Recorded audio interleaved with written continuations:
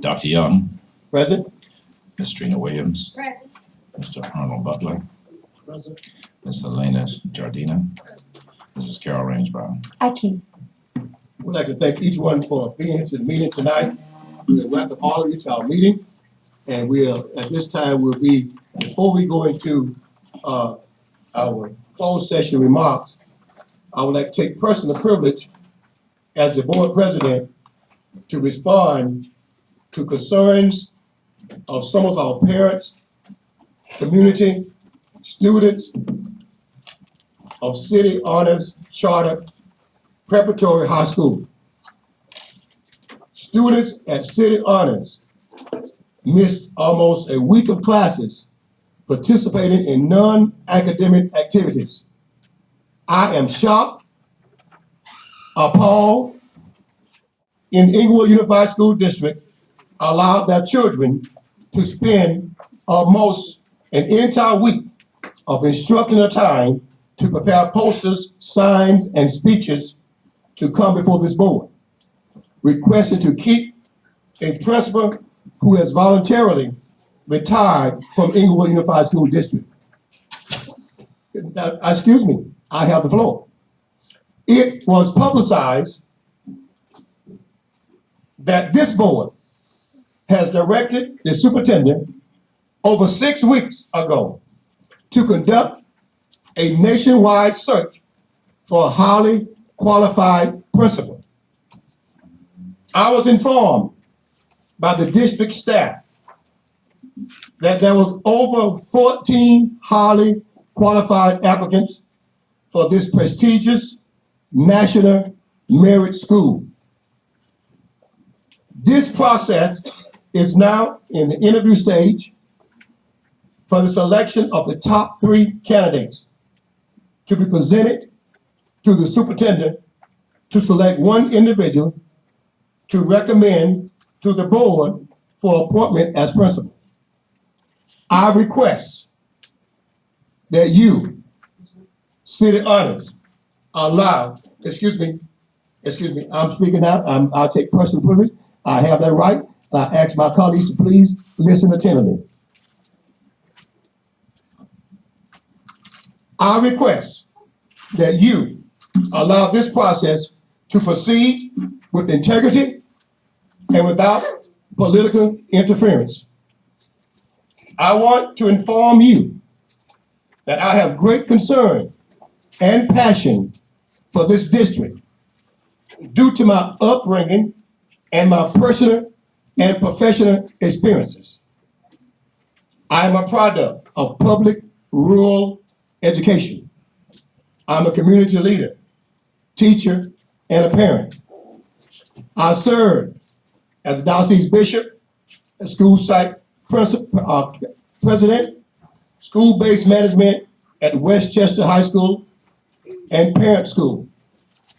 I served as the Inglewood Area Ministers Board liaison to this board before coming on this board.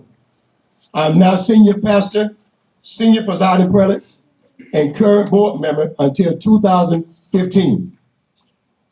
I also served as a teacher, a counselor, mentor, assistant principal, and a principal. My colleagues on this board and I have over 100 years of combined school education experience, of which 80 plus years of the 100 years were in Inglewood Unified School District. We are not neophytes when it comes to education of our community children. There's a wealth of hands-on experience. We did not get into campaign debt to be politicians. We got into debt to help make a difference for your children and the school community. This current board spends countless hours without financial compensation to help make this school district the jewel of the South Bay, where failure is no longer an option. We will always make decisions in the best interest of children. When I leave this board in 2015, my legacy will be that I made decisions that were in the best interest of all children of high degree of integrity, morals, community respect, and trust for the entire 12 years on this board. I make this great sacrifice of time, energy, and monies to serve this community on the school board so that the current children and the children for the next 4 generations, 80 years from now, will have the best education in the world, because we care about what will be the future leaders, doctors, lawyers, teachers, counselors, administrators, ministers, pastors, bishops, nurses, psychologists, clerical workers, police officers, engineers, and all other future classified and certificated employees.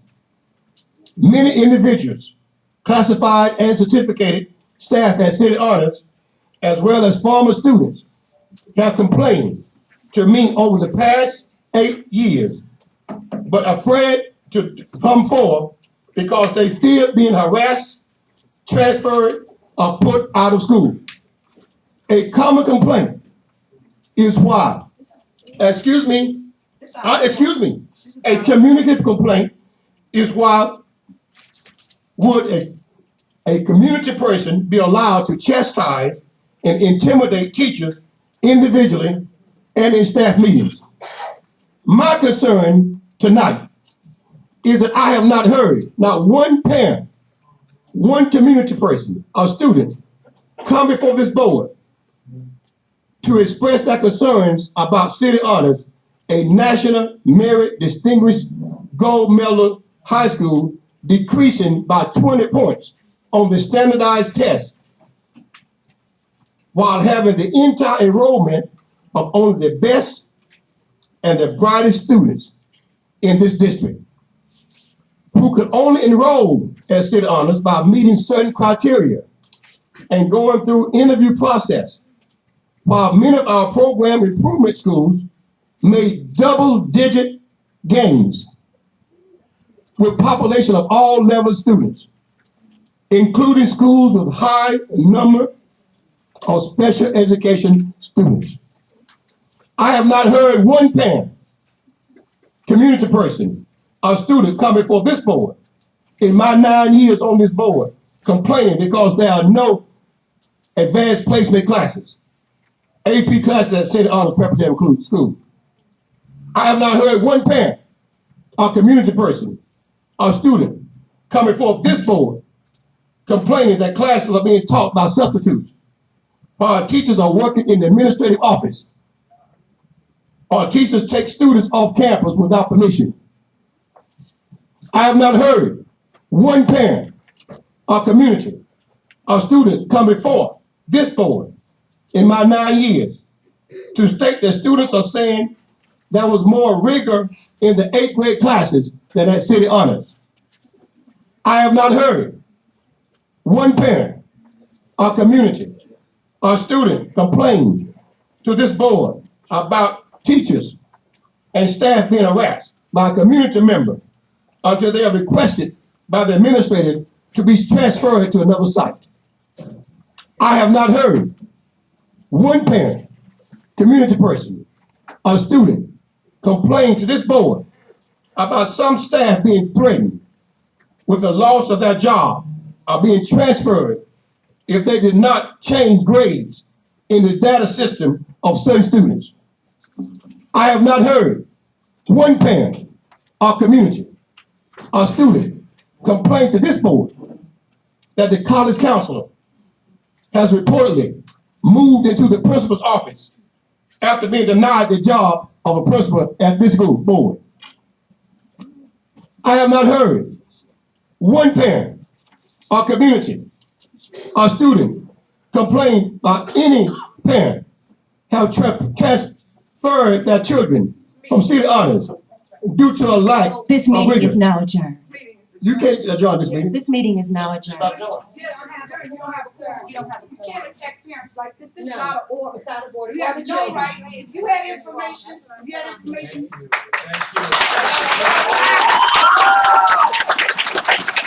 And I will continue. Thank you. And I will continue. I will continue. I will continue. If you want to sit down, or you may leave, I will continue. Please, leave quietly. You may leave quietly. Let's be respectful. And I will continue. I have not heard one parent, a community person, or student complain about many parents have transferred their student from city honor due to a lack of rigor, a lack of highly qualified teachers, a lack of AP teachers, a lack of classes with all classes of city honor should be AP classes, similar to the California Academy of Math and Sciences, that's called CAMS. Located at the campus of my alma mater, California State University, Dominguez Hills. For those of you who are still sitting, I'll let you continue. I'll let it continue. I have my right to continue. I will. You want to follow suit? Follow.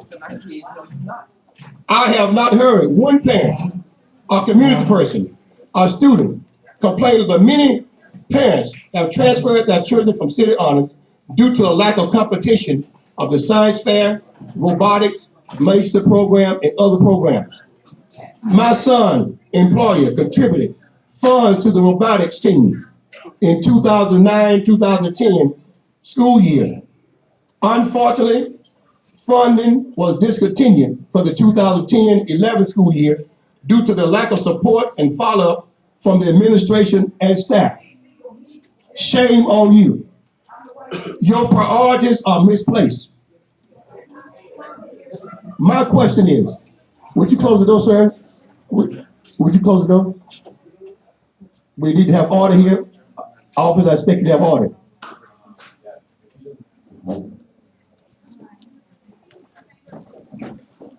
Are you truly interested in the rigor and the quality of education of city honor students?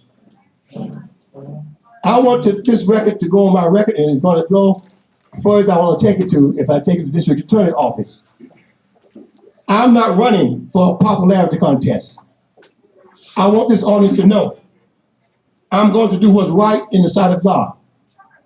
I'm not trying to be a politician. You threatened to withhold my vote. I do not need your vote to be reelected because I am termed out in 2015. You can't do anything about it.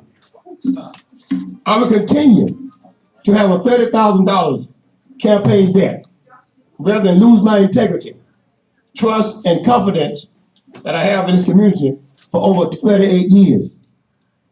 I have contact and influence with over 400 parents who are interested in bringing their children to city honors when we get AP classes and all AP certified teachers. The board, this board, and this board member is not willing to save $100,000 for a principal salary and jeopardize the best and the brightest students who deserve a highly qualified, experienced instructional leader. Our role here tonight is not saving principal salary, but putting in place leadership that will save lives from educational genocide. I admonish this ad hoc committee and the staff at City Honors, College Preparatory School, to do a soul search of your motives. Are you committing educational genocide to our best and brightest students? Is there a hidden agenda? What are your real motives? What would you rather? Pull? you need to come up out of here, okay? This is not sanctioned by this board. Who would you rather? I'm speaking, Ms. Jadina, I'm speaking now. You can go outside. This is illegal. That doesn't matter. I don't matter. You can't tell me what's illegal. Okay. Who would rather pull your tooth? Who would you rather pull your tooth? A mechanic or a dentist? Likewise, would you rather make a decision for your child? Who would you like to make a decision for your child? Educators with over 100 combined years of education experience, or a city councilman who finally got elected after running for office for 20 times in 20 years? The mystery is why there seems to be a lack of concern for the academic program at City Honors, where students complained that their middle school curriculum was more challenging. Our role here is not saving the principal's salary, but to provide students with a highly qualified principal who will, through rigor, experience, observation, collaboration with staff and student, and assessment of data, determine what the best needs of students and the school to guarantee all students are placed either in an advanced placement class or honors classes, which will provide them with the rigorous curriculum for challenge, which will prepare them exceptional students for college and retain and attract more students at City Honors Preparatory High School. I want to thank those for listening. For those who didn't listen, you will get this in the PRL, on the internet. You can get it. It'll be published with the minutes. I have a right to have this published. I have it published in the newspaper also. I want to thank you for listening. And now we can get back to our agenda when we get our quorum. To each major agenda item. Any person like to speak on any closed session agenda item that listed on the closed session, you may come to the mic and do so at this time. Anyone?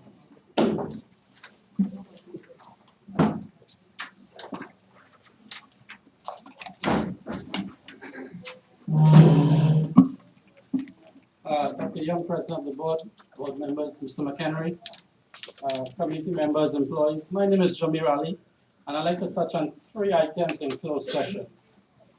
The first one is the instructional aid.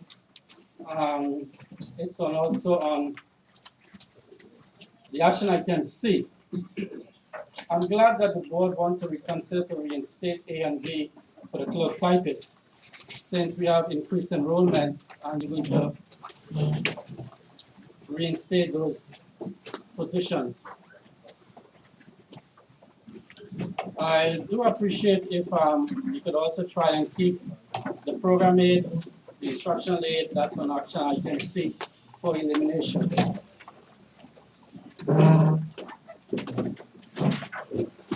Just give a few minutes, you start the time over when you see.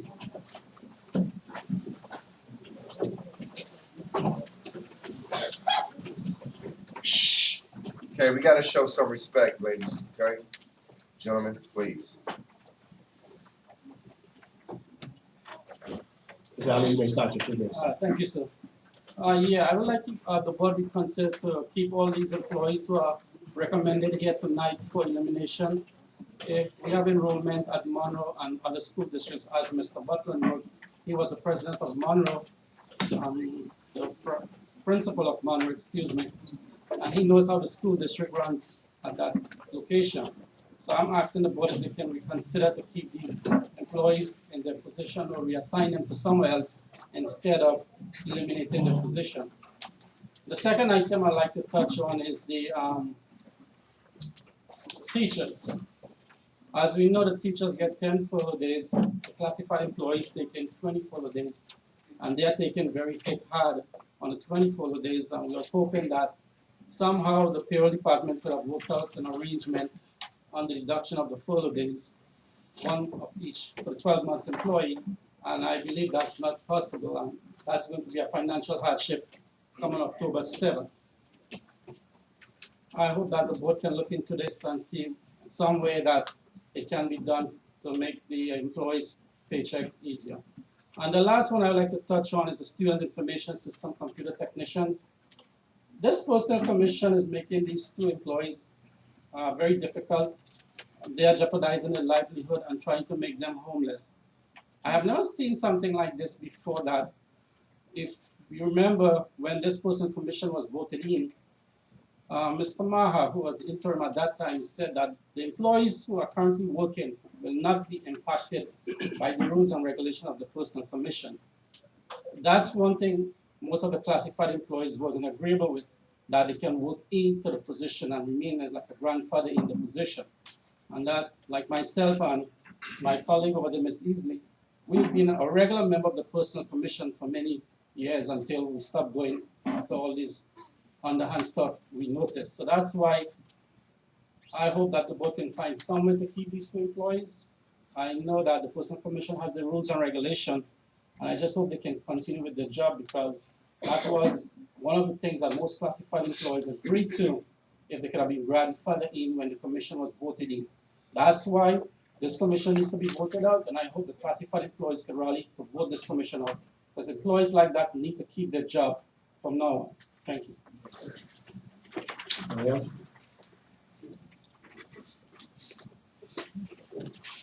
On the principal in the student system. The two ladies that Mr. Ali just referred to has filed with the EEOC, and they found charges of discrimination and harassment. And they had a problem, and two supervisors there said they had never heard of a superintendent that would go to a department and talk to late employees about their employment. And it's suspicious when HR should have taken care of that situation. So they're gonna be, you'll be receiving it in the mail. The district will be charged with discrimination and harassment because, just because you have a commission. If you don't pay them, then it's gonna be more problem. As far as principals, I won't have to say anything about that.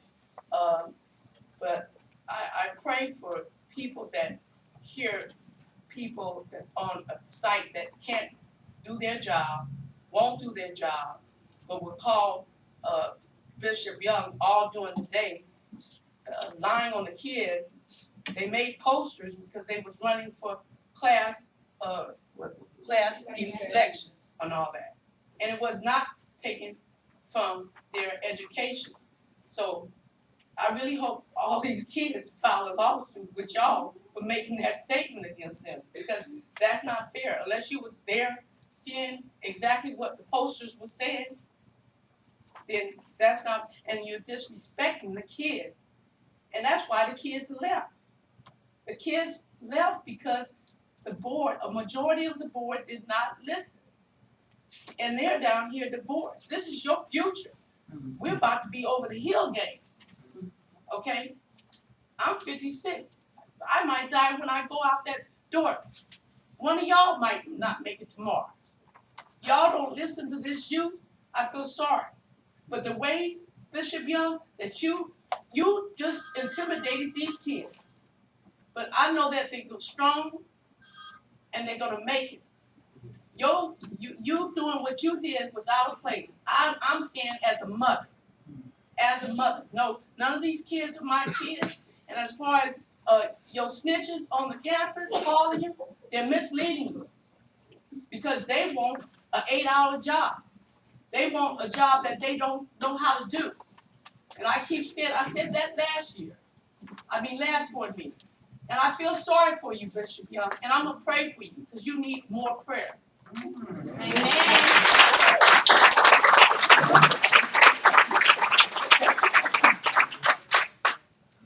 Hello, Board. I'm Ramona Wade from the Ad Hoc Committee of City Honors High School.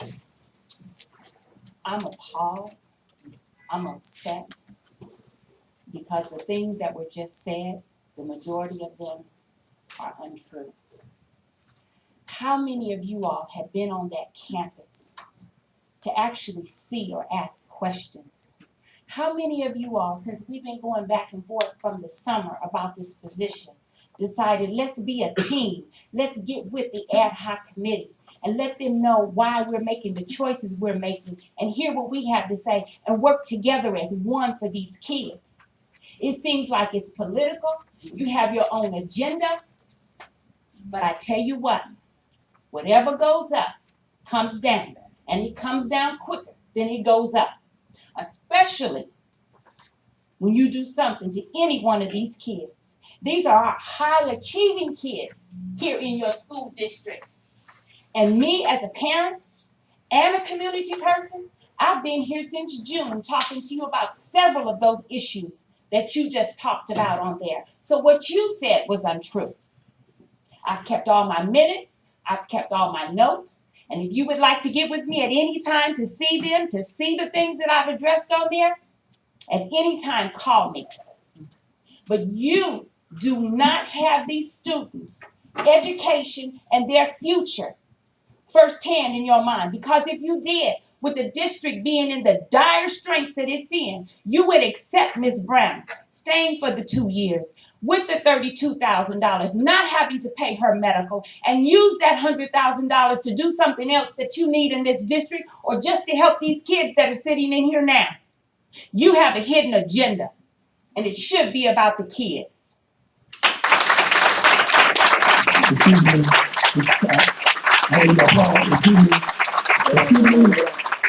Excuse me, we will not have any clapping.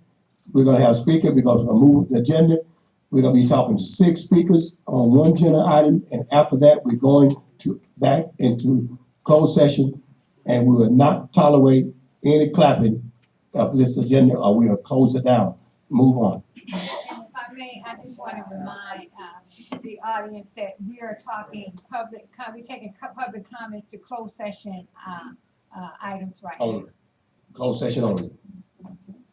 So that doesn't include the principal? Yes. Good afternoon. I'm Denise Hamilton, and I have a couple of issues at hand. The first one is actually in regards to the instructional aids as well. I'd like to reiterate what Mr. Ali had stated in regards to the instructional aids. They are very much needed in the classes and at the schools.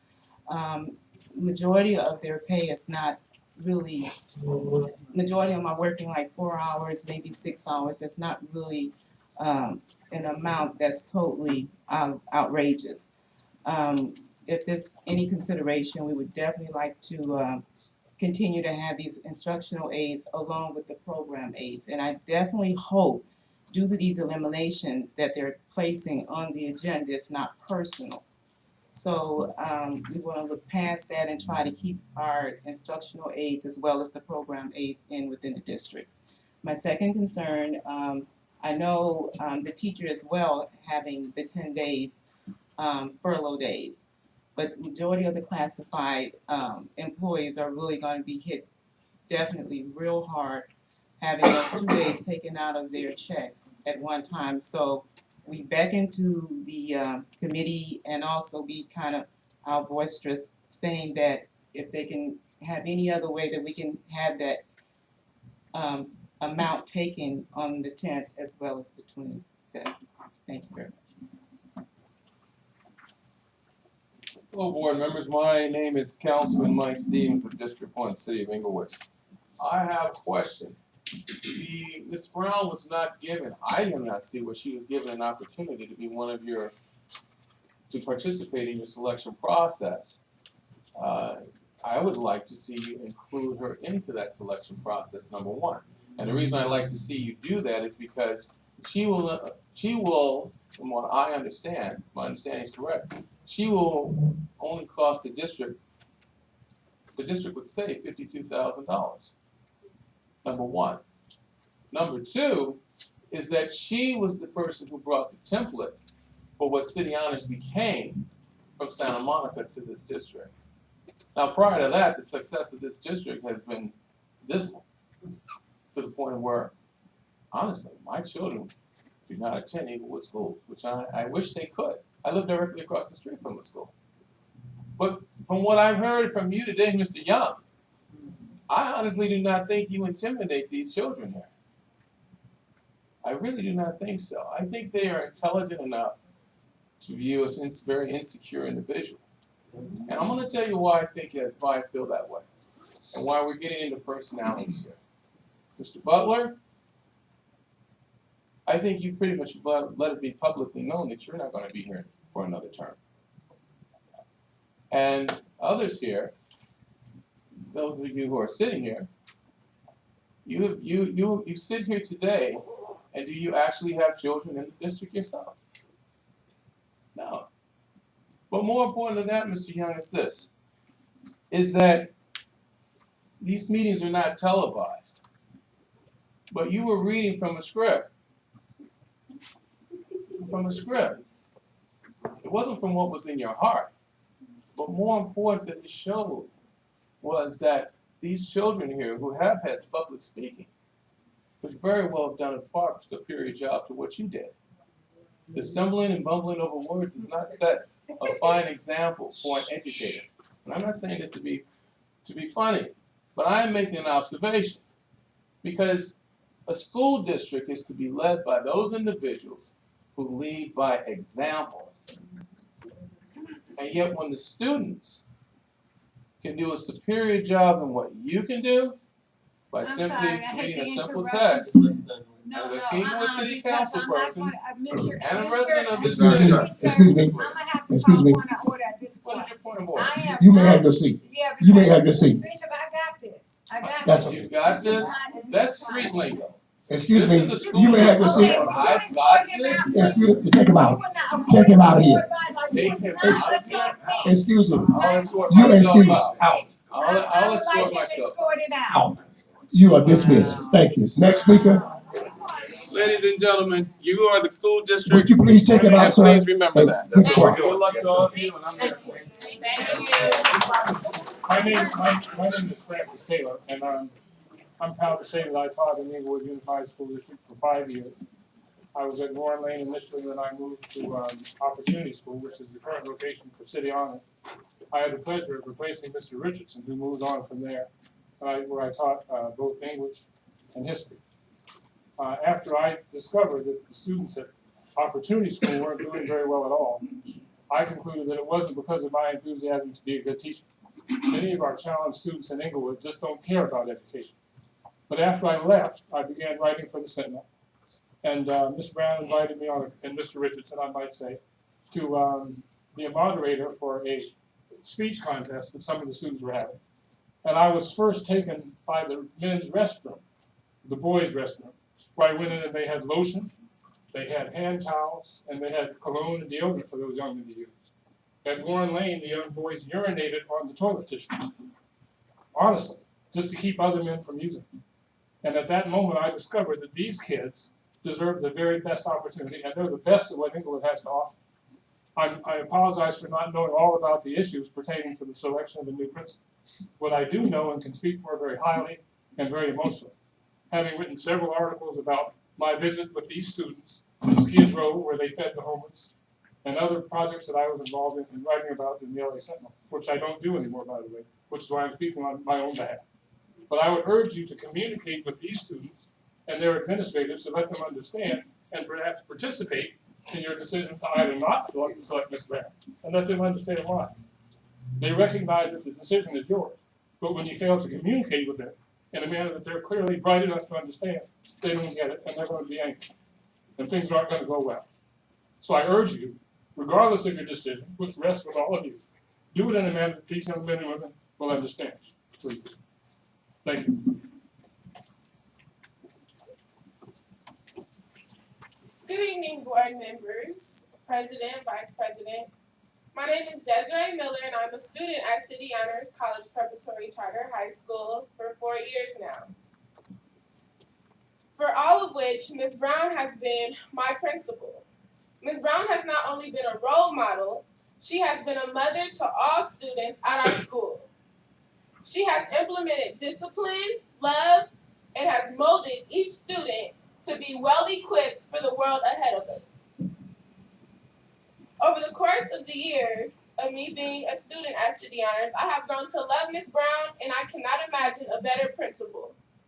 I honestly feel it would be a misfortune to every student who is denied the opportunity to learn from, love, and experience the wisdom that Ms. Brown has bestowed upon every student. She has brought us together not only as a student body, but also as a family. If Ms. Brown is not granted the opportunity to return back to City Honors as principal, You will be breaking a lifelong bond between a tight-wound family. Thank you. Any other speaker?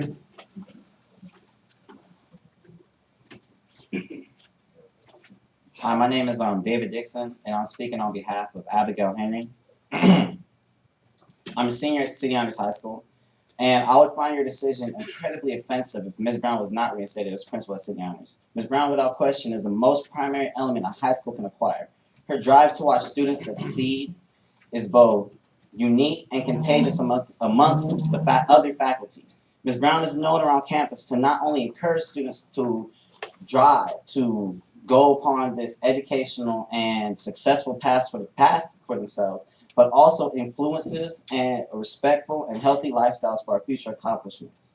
The entire student body would be disappointed, disrespected, appalled, shocked, livid, if you will, if this board denies our claim. Because her presence at City Honors, because without her presence at City Honors, I feel many students, prospective students included, would fall short of their goals because she is essentially City Honors. As much as the students are City Honors, as much as Inglewood is City Honors, as much as our grades are City Honors, she is City Honors. So without her, you would be losing a huge asset. And every student in here, I feel, can agree with me when I say that without her, we wouldn't be who we are today. She's made us better men. She's made us better women. She's prepared us for the adult world. As a teenager, I know how to speak in front of adults without sounding ignorant, without sounding like I just rolled off the streets and all I know is street lingo. She is a teacher, she's a principal, she's a mother, she's a best friend, and if we lost her, we'd be losing a part of ourselves. Thank you. No clapping, please. No clapping. Good evening. My name is Don Finn, and I am a student representative of the City Honors Charter School. Education is the future, Dr. Young. In order to educate, you need stability and structure. With Ms. Brown, we have both stability, structure, and as well as discipline and a strong foundation. Mrs. Brown plays the role of an educator, a mentor, and a counselor. Change is good, but not all change is good. And changing our principal would be running an educational and nurturing environment, catastrophically altering our foundation of learning. Mrs. Brown has dedicated much of her life and time to ensure that myself and my fellow peers stay on our path to success. And like most of our alumni, we will be accepted into four-year universities.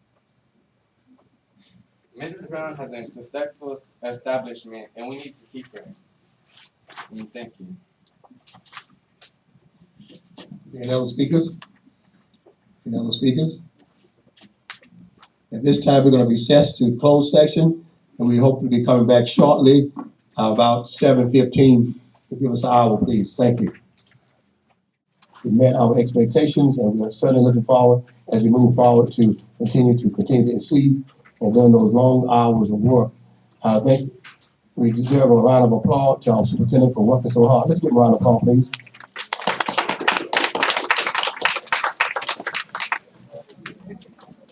For our plant manager, the plant manager has been reporting back to work. For teachers, direction given to the superintendent. Instructional aid, direction given to the superintendent. Program specialist, special education, direction to the superintendent.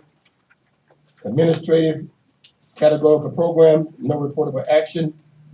No reportable action for counselors. No reportable action for principals. No reportable action for assistant principals. No reportable action for administrative assistant.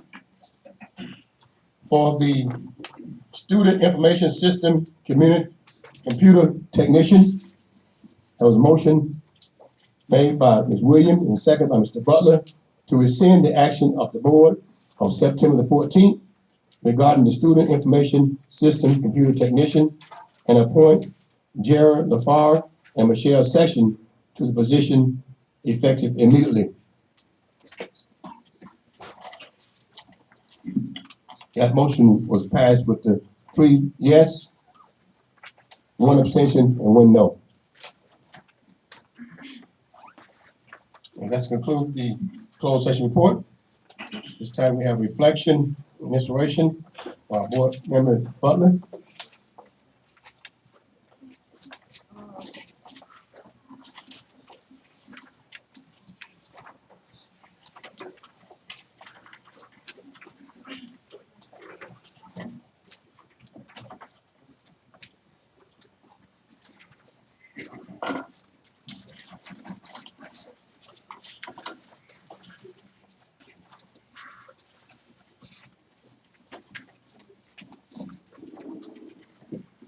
Thank you very much, Mr. Chairman. I've taken the opportunity to combine my remarks with both some educational philosophy and also some spiritual guidance. And I'll start with the quote from Proverbs. It says, "Wisdom is the principal thing. Therefore,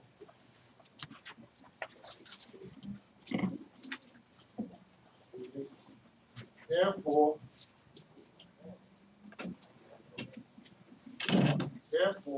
wisdom we should get. And with getting wisdom, we get understanding." There was a gentleman here some time ago by the name of Dr. James Harris, who was our superintendent. Dr. Harris has written a book, and we have the opportunity to work for him and with him. I went into his work and came into something that had struck me pretty profoundly, although it's not something that I did not know, but it is really paramount at the time. And it says, it should not take rocket science nor high intelligence to figure out the answer to many of the questions posed in education. It seems quite clear that the first and foremost essential strategy for improving student achievement at any time is to employ highly qualified teachers, highly qualified school administrators. Student achievement is too greater a degree of proportion, and the quality of teaching and administration working in the school will determine the level of achievement. It seems to follow that students with highly qualified teachers and highly qualified administrators tend to achieve at high levels. Conversely, students in schools with poor teachers and poor administrators have lesser chance. I'm going to underscore that. They have lesser chance of excelling at a high level. Assuming that all things being equal, with good education, we have found that education will have a long-term relationship between a good school system and a vibrant economy. Secondly, schools are only part of the educational system. We have homes, religious institutions, and many other standards in our community that makes up the diaspora for student achievement. Taking it one step further, the students are not at fault. The blame for education rests on the shoulders of the adults. Those adults being parents, teachers, and administrators. All the children do is to come report, sit in the classroom, and try to digest what you provide for them. And we in this particular system have gone about blaming the students as to what they don't have and what they can't do. If they had it, and if they could do it, why would they be in the classroom with you?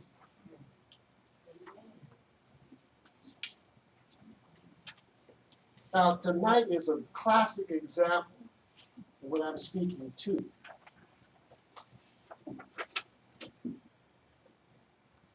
Communication and bad information is rampant. I heard somebody say that Miss Brown made up and designed city honors. That's not true. This gentleman did, right here. Along with this gentleman right here. Some time ago. Our city honors was housed at West Community College. Years ago. But because of adults, we almost lost city honors. And once again, I see the same thing happening again. Because of adults, we're gonna lose, have a possibility to lose, one more time, a precious thing, an academic institution that is designed primarily to uplift our children. So I just want to leave that with you when we use the word wisdom and understanding. And again, it's the children that count all the time. Thank you.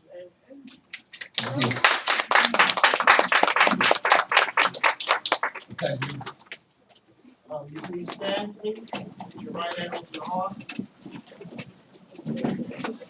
I pledge allegiance to the flag of the United States of America and to the republic for which it stands, one nation, under God, indivisible, with liberty and justice for all.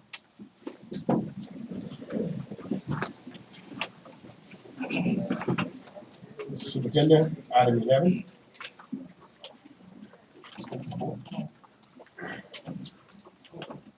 We have two students report. The first report is Rasul Bibi Isaac from Inglewood High School.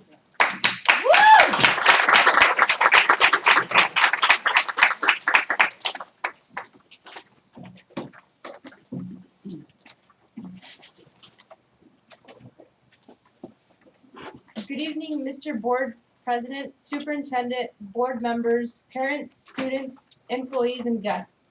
We bring you greetings from Inglewood High School, home of the Sentinels, and from our principal, Miss Debbie Tate. I am Bibi Isaac, the new ASB president, and I am pleased to present this report on behalf of Inglewood High School. We are pleased to announce that the 2011-2012 school year is getting off to a great start. First, we are excited to report that our California State Standards test scores have improved by 40 points.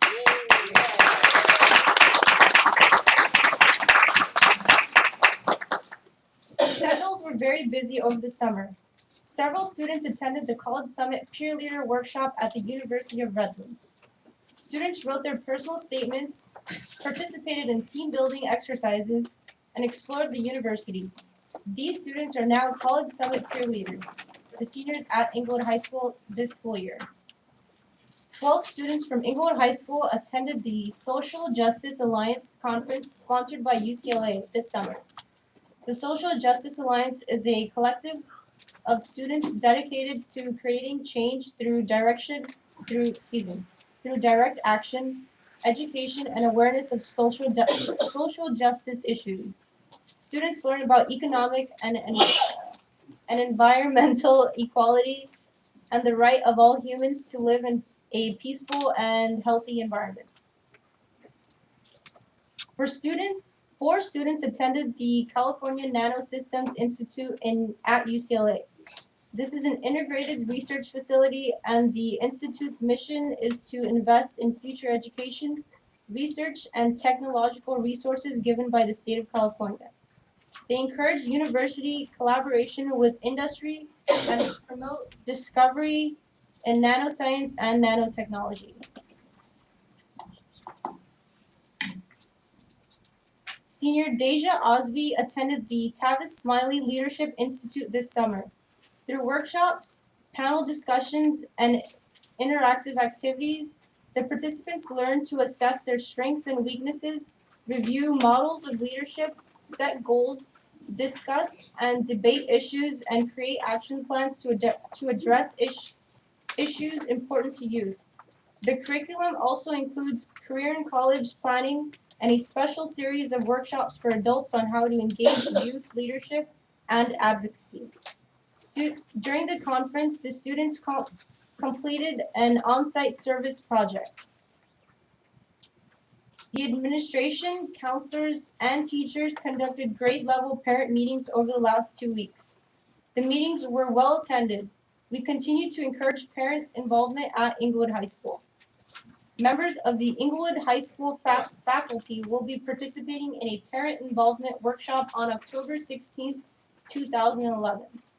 The workshop is sponsored by PIQE, the Parent Institute for Quality Education. PIQE is a nonprofit organization that offers programs for both parents and teachers, helping to open up avenues for communication and improve the quality of children's education. For the second year in a row, a student group will be representing Inglewood High School in AIDS Walk, Los Angeles. This group's goal is to raise $500. We will be having a car wash barbecue on Saturday, October 8th, 2011, from 10 a.m. to 2 p.m. Everyone is invited to come and get your car washed, buy a plate of barbecue, or just make a donation. This concludes our report. Thank you and have a wonderful evening.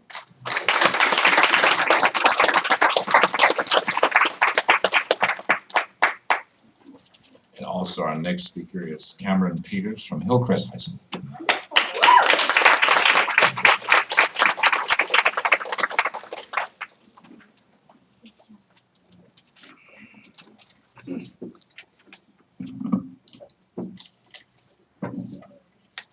Good evening. Superintendent Gary McHenry, Board President Dr. Johnny Young, presiding board members, and ladies and gentlemen. I approach you on behalf of Mr. James Lofton and the Hillcrest family. My name is Cameron Peters, and I speak for the entire student body of Hillcrest High School, where our slogan for the 2011-2012 school year is, "Be a person of character means something." Hillcrest is marvelous. Hillcrest is a marvelous school that is small compared to our sister schools, but contains students with a desire to succeed, and our main priority is to strive for excellence and accomplish our goals. As a representative of the class of 2012, we are privileged to receive instruction and direction that is enabling us to complete the credits we are missing, become better communicators, and strive towards becoming productive citizens in our community. The curriculum at Hillcrest High consists of every core subject offered at our home schools. In addition to the core classes, we are offered math intervention, language arts intervention, and life skill classes. These classes enhance our skills in math, language arts, and build self-esteem. We prepare for the Casey by voluntarily attending a Saturday Casey boot camp several weeks prior to each testing period. The final Casey boot camp will be held Saturday, October 1st in preparation for the Casey test on October 4th and 5th. These weekend boot camps have been very successful and help students understand how to approach and pass the test. We are determined to utilize the resources that are in place to help us succeed. The student body of Hillcrest High School salutes our administrators and teachers with a phenomenal success with last year's students in the 107-point API score. And it's only going to increase with the extraordinary class of 2012. I feel more than blessed to be a part of this great legacy at Hillcrest High School. I am grateful to be a part of a school where teachers stress the importance of succeeding in classes that will assist me in determining my future and better prepare me for my chosen career. I thank you for allowing me to speak in front of the board tonight and to tell that Hillcrest has come to my rescue as well as the rescue of many others. In closing, Hillcrest High School is a place I wish I would have found about sooner. The things I've learned in the past 3 weeks have improved my academic skills as well as improved my character. I'm appreciative to be a part of the Hillcrest family where I know I am somebody, whether I'm here or anywhere else.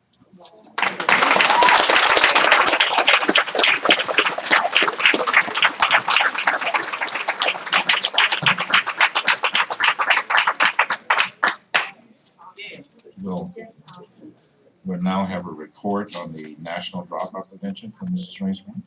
Thank you. I would like to just yield my time to our next meeting, if that's okay with the board. Yes. Thank you.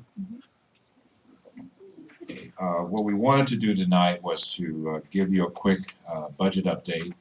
Mr. Thompson, if you could just tell our audience kind of where we ended the 2010-11 school year and how we're looking for 11-12. Thank you, Mr. Superintendent. Good evening, members of the board, members of the public, students. Last week, the board took action to approve a revised budget for 10-11-12. I just want to say to the students that you're welcome to stay, but you can leave and go do your homework if you like. I know this is just so exciting that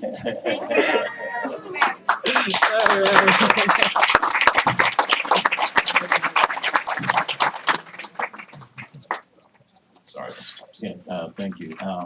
As I was saying, last week Thursday, the board in a special meeting adopt the revised budget, took action to revise the revised budget, and we sent that off to the county, and the numbers as we presented them reflect the information that we knew then and now.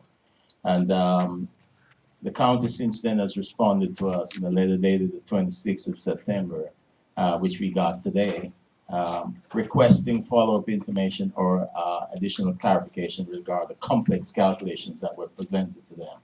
Staff at this time is now going through the memo, and I'll supervise that tomorrow to see how quickly we can provide the county with the explanation they're requesting, a detailed explanation in several items in this letter. I think the board members have been copied on this. The budget as we revise it and which the board adopt reflects a very positive picture. But that's not the end story, because those numbers will change. The budget is not a static document. It will change as condition changes, as information becomes available, new information to us. And we have been looking and constantly researching to make sure that we have captured all our elements of cost and revenues to make sure that it reflects our reality. We are at the critical stage at this point where the county is concerned because what we have presented, whereas they're impressed by it, they have to show due diligence in making sure that they research the data to a granular level of detail, or they are convinced that we have given them the information that the law requires.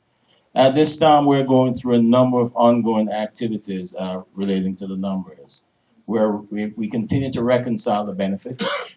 We're reconciling the payroll and human resource data because, as you know, the largest part of our budget goes towards salaries and benefits.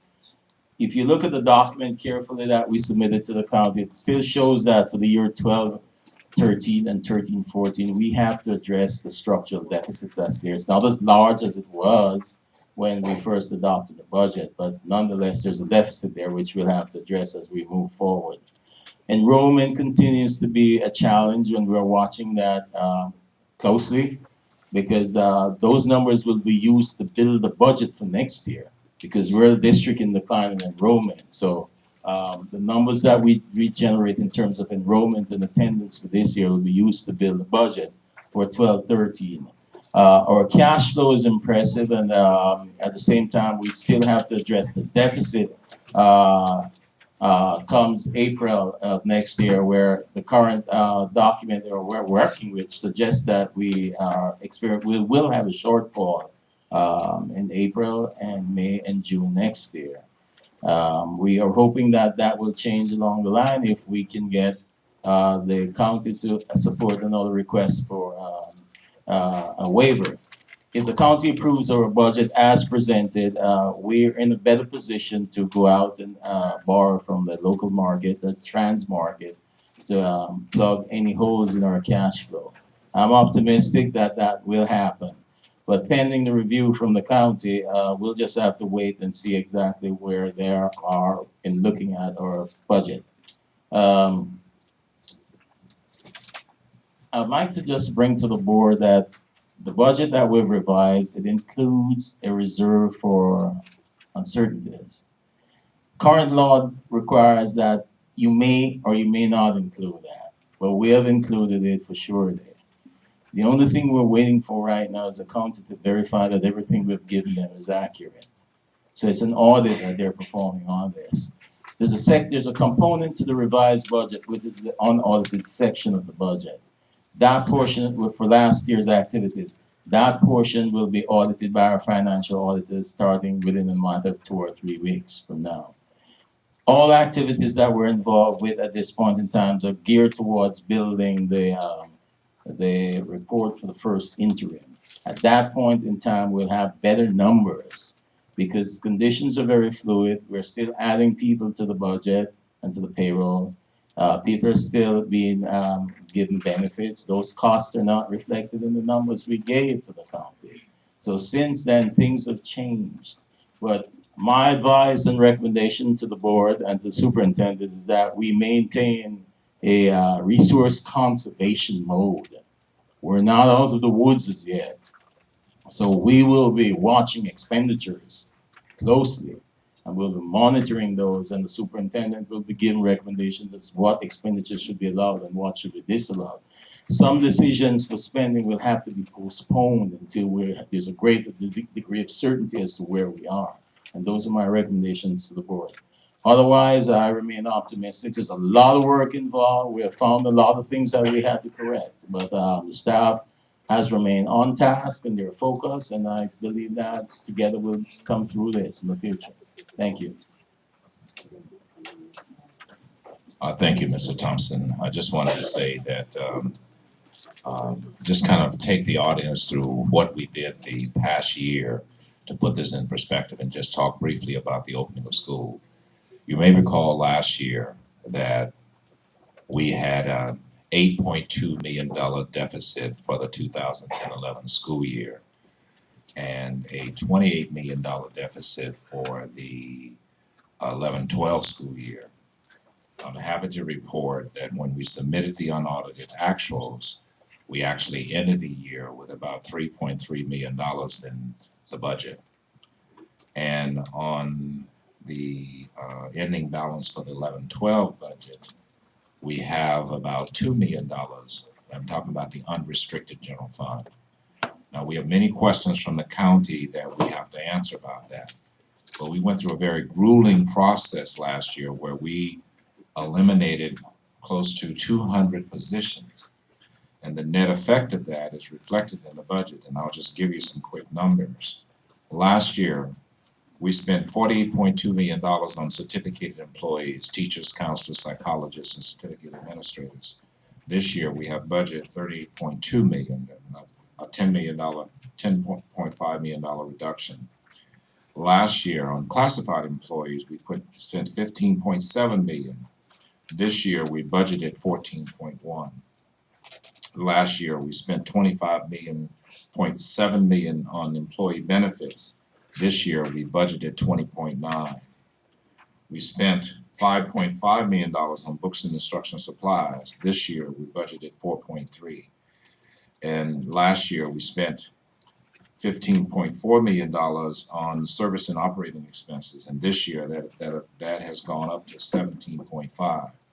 So just to summarize that, certificated salaries decreased by $10.5 million. Classified salaries decreased by $1.66 million. Employee benefits decreased by $4.81 million. Books and supplies decreased by $1.22 million. And service and operating expenses increased by over $2,035,000. Because of all of the hard work that we went through last year, we have a better chance of recovering, and our budget team has really worked diligently over the last couple of months to try to put this budget together and check every expenditure to make sure it's accurate so that we don't get into the problems that we had before. I want to also just report on the opening of school. With all the issues that we had last year, we had. Before you go, the board member have any comments on the budget update? Yes, that's about it. Just several questions, just in terms of information. Have we gotten any idea about the May revise yet? Is that gonna be a reality or not? That's the first one. Well, no, there are rumors around, but I'm not paying any attention to that because at this point in time, it's anybody's guess. So we just have to, if you're talking about the trigger, then we've seen recent budget numbers that are a little appealing and that they're encouraging, but it doesn't suggest that it won't happen. But I do believe that the state will realize some revenues if Washington acts the way they should act and get some funds trickling down to us with new stimulus money. That would be a great boost to public education across this country. So I am optimistic that that will happen despite the political chattering. I'm hoping that that bill will pass and then we'll get some additional funds rolling into the district's coffers. And the second one of major consequence for us, when will be the last date that we will need, this board will need to have before we talk about the action for January? Is that decision gonna be made in December, or November, or when?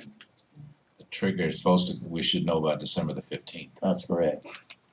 That's correct. So there are two things that will happen from Sacramento. We'll know whether or not there'll be cuts to this budget, 11-12. And at the same time, the governor will present his picture for the budget for 12-13 in January. That's the January release of the governor's budget for the next year.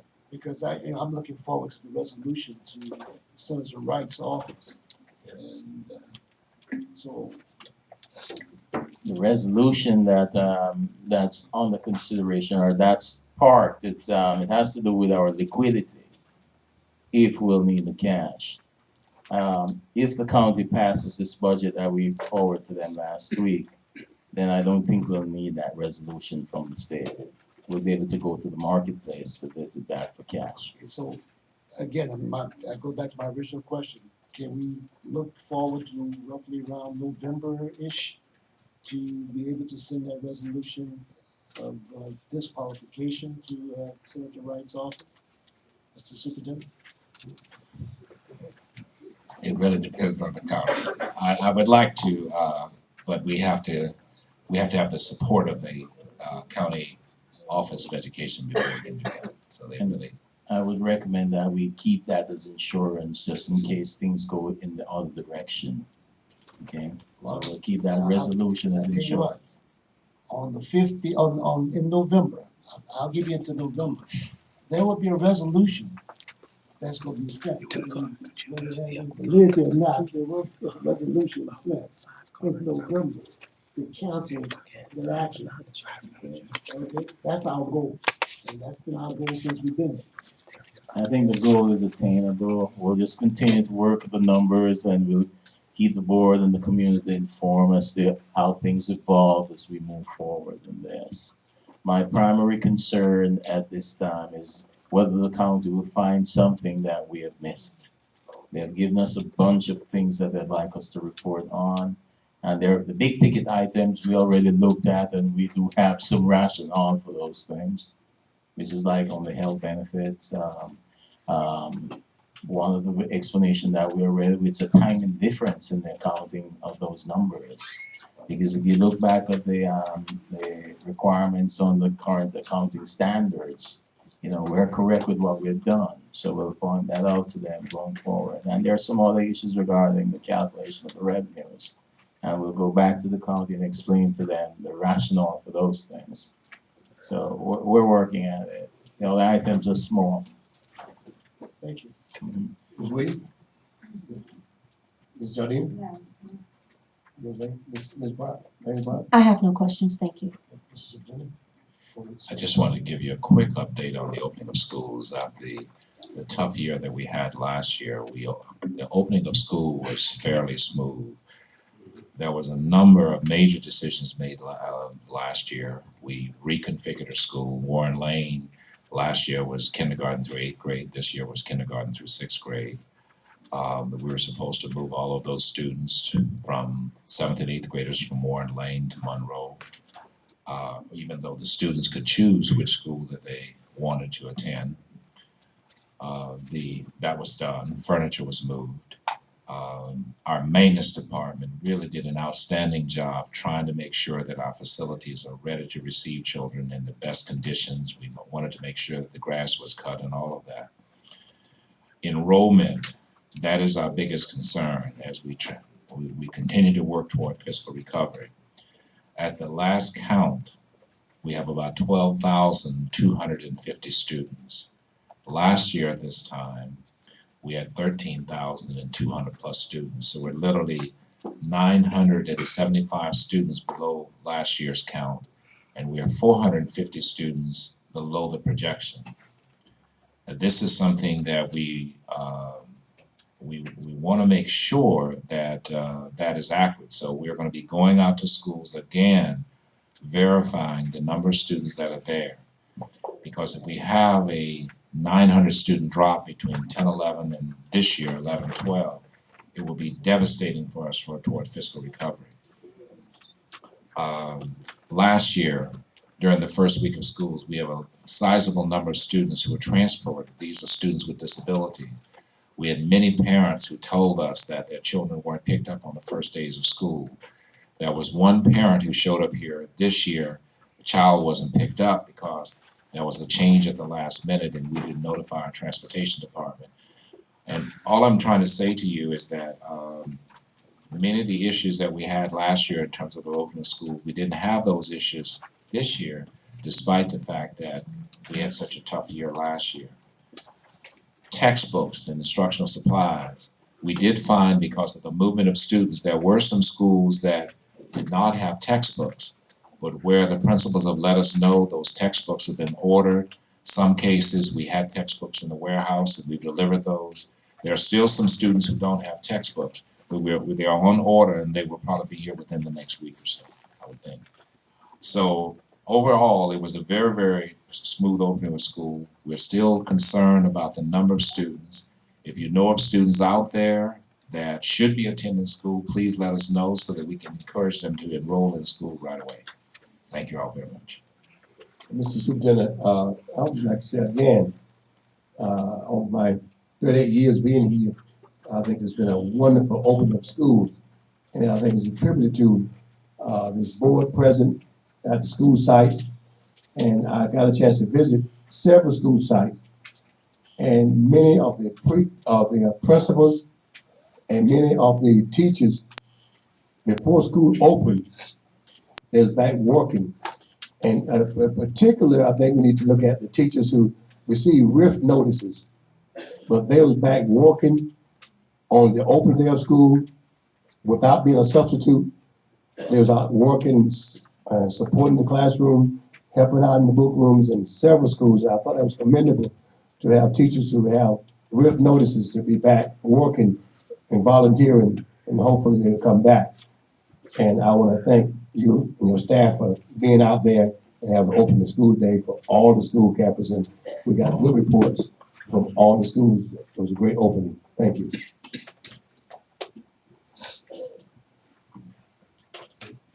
For our board members' subcommittee reports, Ms. Caroline Brown for Los Angeles County Committee of School District Organization.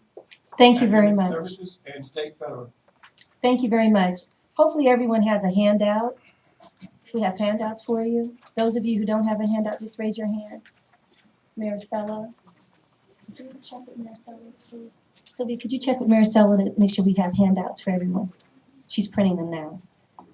Okay, here's the board report. Here's an extra copy if someone should need it.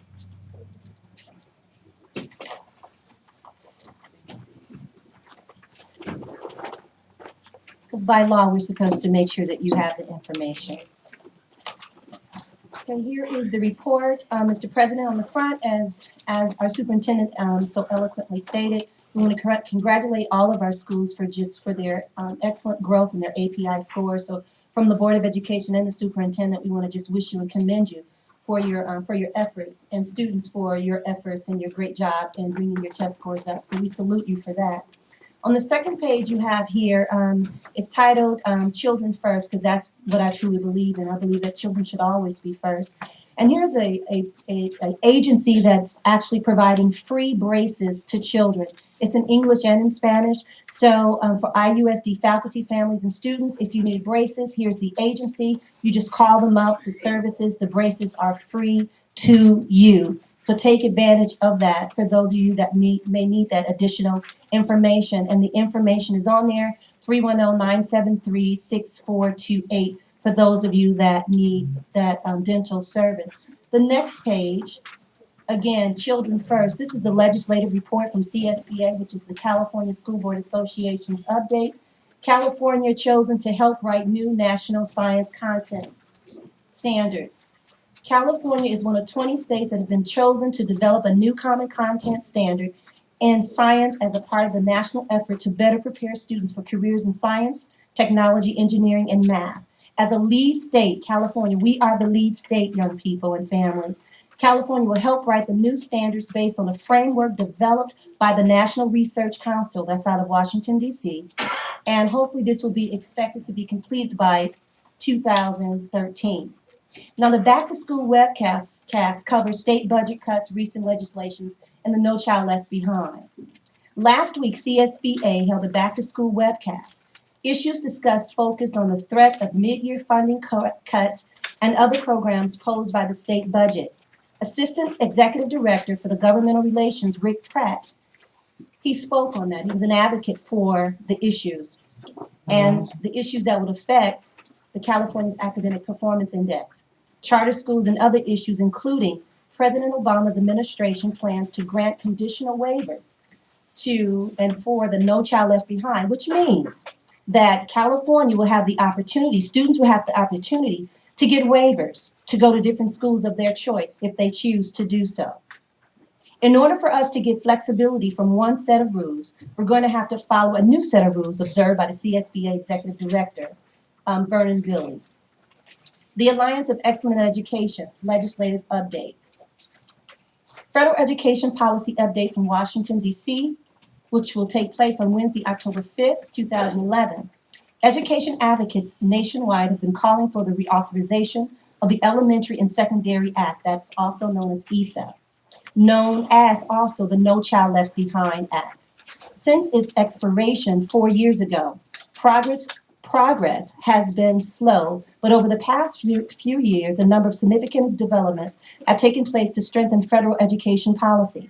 President Barack Obama announced that states will have the opportunity to request waivers from key ESA policies in exchange for rigorous reform.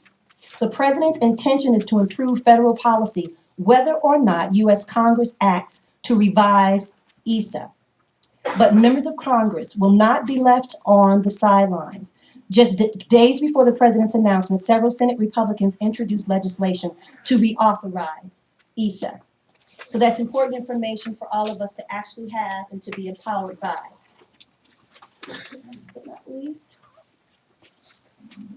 California chosen to help write, of course you saw the new standards law, new standards content, and last but not least, LASTA, which is the Los Angeles County School Trustee Association. We just recently held our event at Montebello at the Quiet Canyons. And the Los Angeles County School Trustee Association has over maybe 1,000 members who are board members across Los Angeles County. And I represent our board as a representative. But in addition to that, I've been voted in as one of the executive board members for the Los Angeles County School Trustee Association. Thank you. Thank you. Our president, our newly elected president, his name is Scott Savoykin. And Scott was also on the school board in Malibu, but in addition to that, he just won his election for the California colleges for the Board of Education there, for the Community College Foundation. He is also an attorney for Sheriff Baca, so he's his right-hand person. And we had the honor of having Superintendent Tom Torlakson to be our guest speaker. I invited the union, I invited everyone actually to actually come and have the opportunity to meet with Torlakson, and we had an open invitation at our last board meeting. And so some of the issues that were discussed were Torlakson, you know, we often play on the words NCLB, No Child Left Behind. Well, what he would like to have, he liked to call it No Child Left Without Technology. So he want to make sure that in 2013, 2012, that every student will have their own laptops in their classroom and they will have access to technology, because he said our children need to be global and we need to provide the best quality education for our children. That concludes my report on the legislative update and other important issues pertaining to our children and families. Thank you. Mr. Butler for the budget and educate. I have nothing on the budget. I think Mr. Thompson has done an excellent job in the presentation. Measure K, three things to report. As late as today, I was out at the Latiero site. One issue that is community is aware of, that we will be what we call turning over your power, which means that we will have to cut the power to the area surrounding the Latiero site to actually power up the school. That's the first step to bringing the school online. The school is scheduled for opening, we figure sometime in the early part of December. It is gonna be the state of the art in terms of classroom, the audiovisual, the technology that's in that particular site. The second thing that we're doing, and we will be hopefully by January, we'll be talking about the new housing that will be at Payne Elementary School. That will be started, we anticipate in January, no later than the beginning of February, for the additional two-story building that will be at the Payne Elementary School site.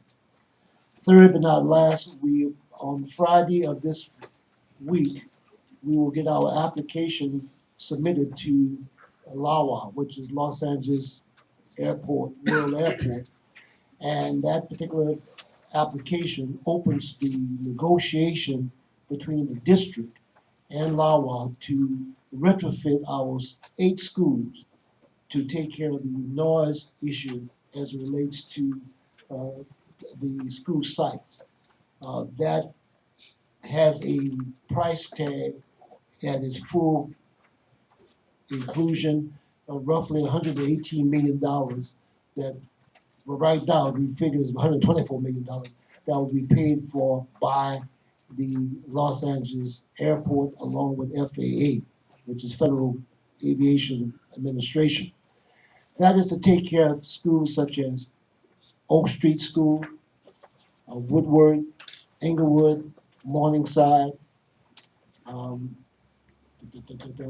Payne Elementary, Huddle Elementary, those schools who are adversely impacted by the noise from the airplanes that fly over. And that's going to make it much, much easier for teachers to teach, and it also will encourage and increase the ability of the students to actually learn by not being interrupted with those loud jet sounds and so forth and so on. And we are looking, our hope is that we will have that on board roughly April of 2012. That concludes my report. Thank you. Mr. Dean, for the Chamber of Commerce and Code of Conduct. Nothing to report tonight. For the intergovernment relation, we're asking the superintendent that we have set up arrangement for next month. We'll be meeting with the mayor and the city council and representatives there next month, and we hope to have some report. For the human resources, I'd like to just commend and thank again for our substitute administrators, Ms. Sandra Black Walker and Mr. Doug Iantap, for coming in, helping us out in the interim time, and appreciate the outstanding work that you're doing. Thank you very much. Ms. Eden is out, so we may leave a place for her, but we'll come back to her if you need to. We'd like to go to public hearing on the annual textbook hearing. Representative of the public who desire to address the board on the annual textbook hearing. 3 minutes will be allotted to each speaker, a maximum 18 minutes will be allotted during this session of the public hearing.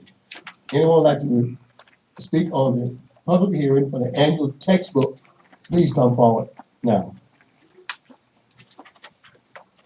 Anyone like to speak on the textbook hearing, please come forward. For the third time, anyone like to speak on the textbook hearing, please come forward.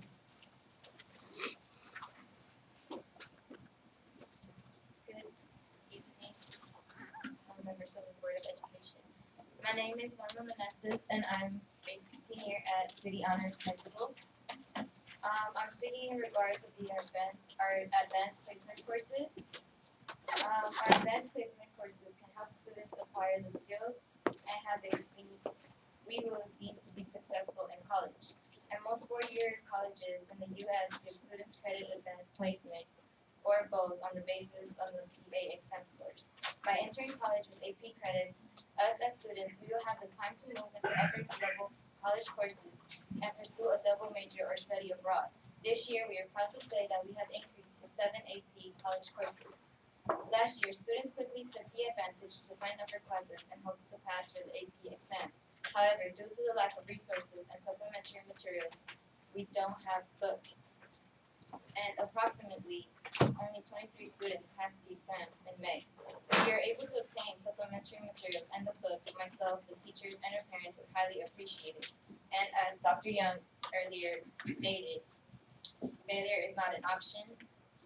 We highly suggest that we should get the books because if we don't have the books, we are practically in the path of failing the AP exam. So if we had the books, the number of 23 students would increase to probably more students to pass the AP exam. Excuse, what book are you particularly talking about? All We have books? all all of our AP classes, we don't have books. No book? No. And we have 7 of them.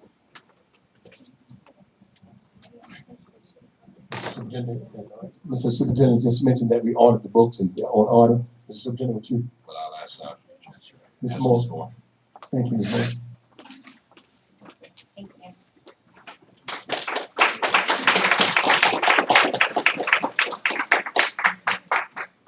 I would like to report that, we're happy to report that the AP books were delivered to City Honors today. Thanks to Mr. Thompson, who just got here not long, and Dr. Young. We have spent probably about $60,000 for AP textbooks for City Honors. So they were arrived the biology and there were about four or five different titles. And thank you so much for that, Excuse Mr. me. President. Yes. Thank Ms. you. President. Thanks to be honest, I wrote the letter asking for API books and making sure that we had the books. Sent the letter to, and had the support with Dr. Young, had the support with the superintendent and Mr. Allen Young, made sure that he walked it over. So I would say Dr. Young, Mr. McHenry, and Dr. Allen were responsible for making sure that the books were ordered. Thank you. Anyone speaking on the public hearing for annual textbook? I have Mr. Butler? a general concern. And, it may be a process, Ms. Moore.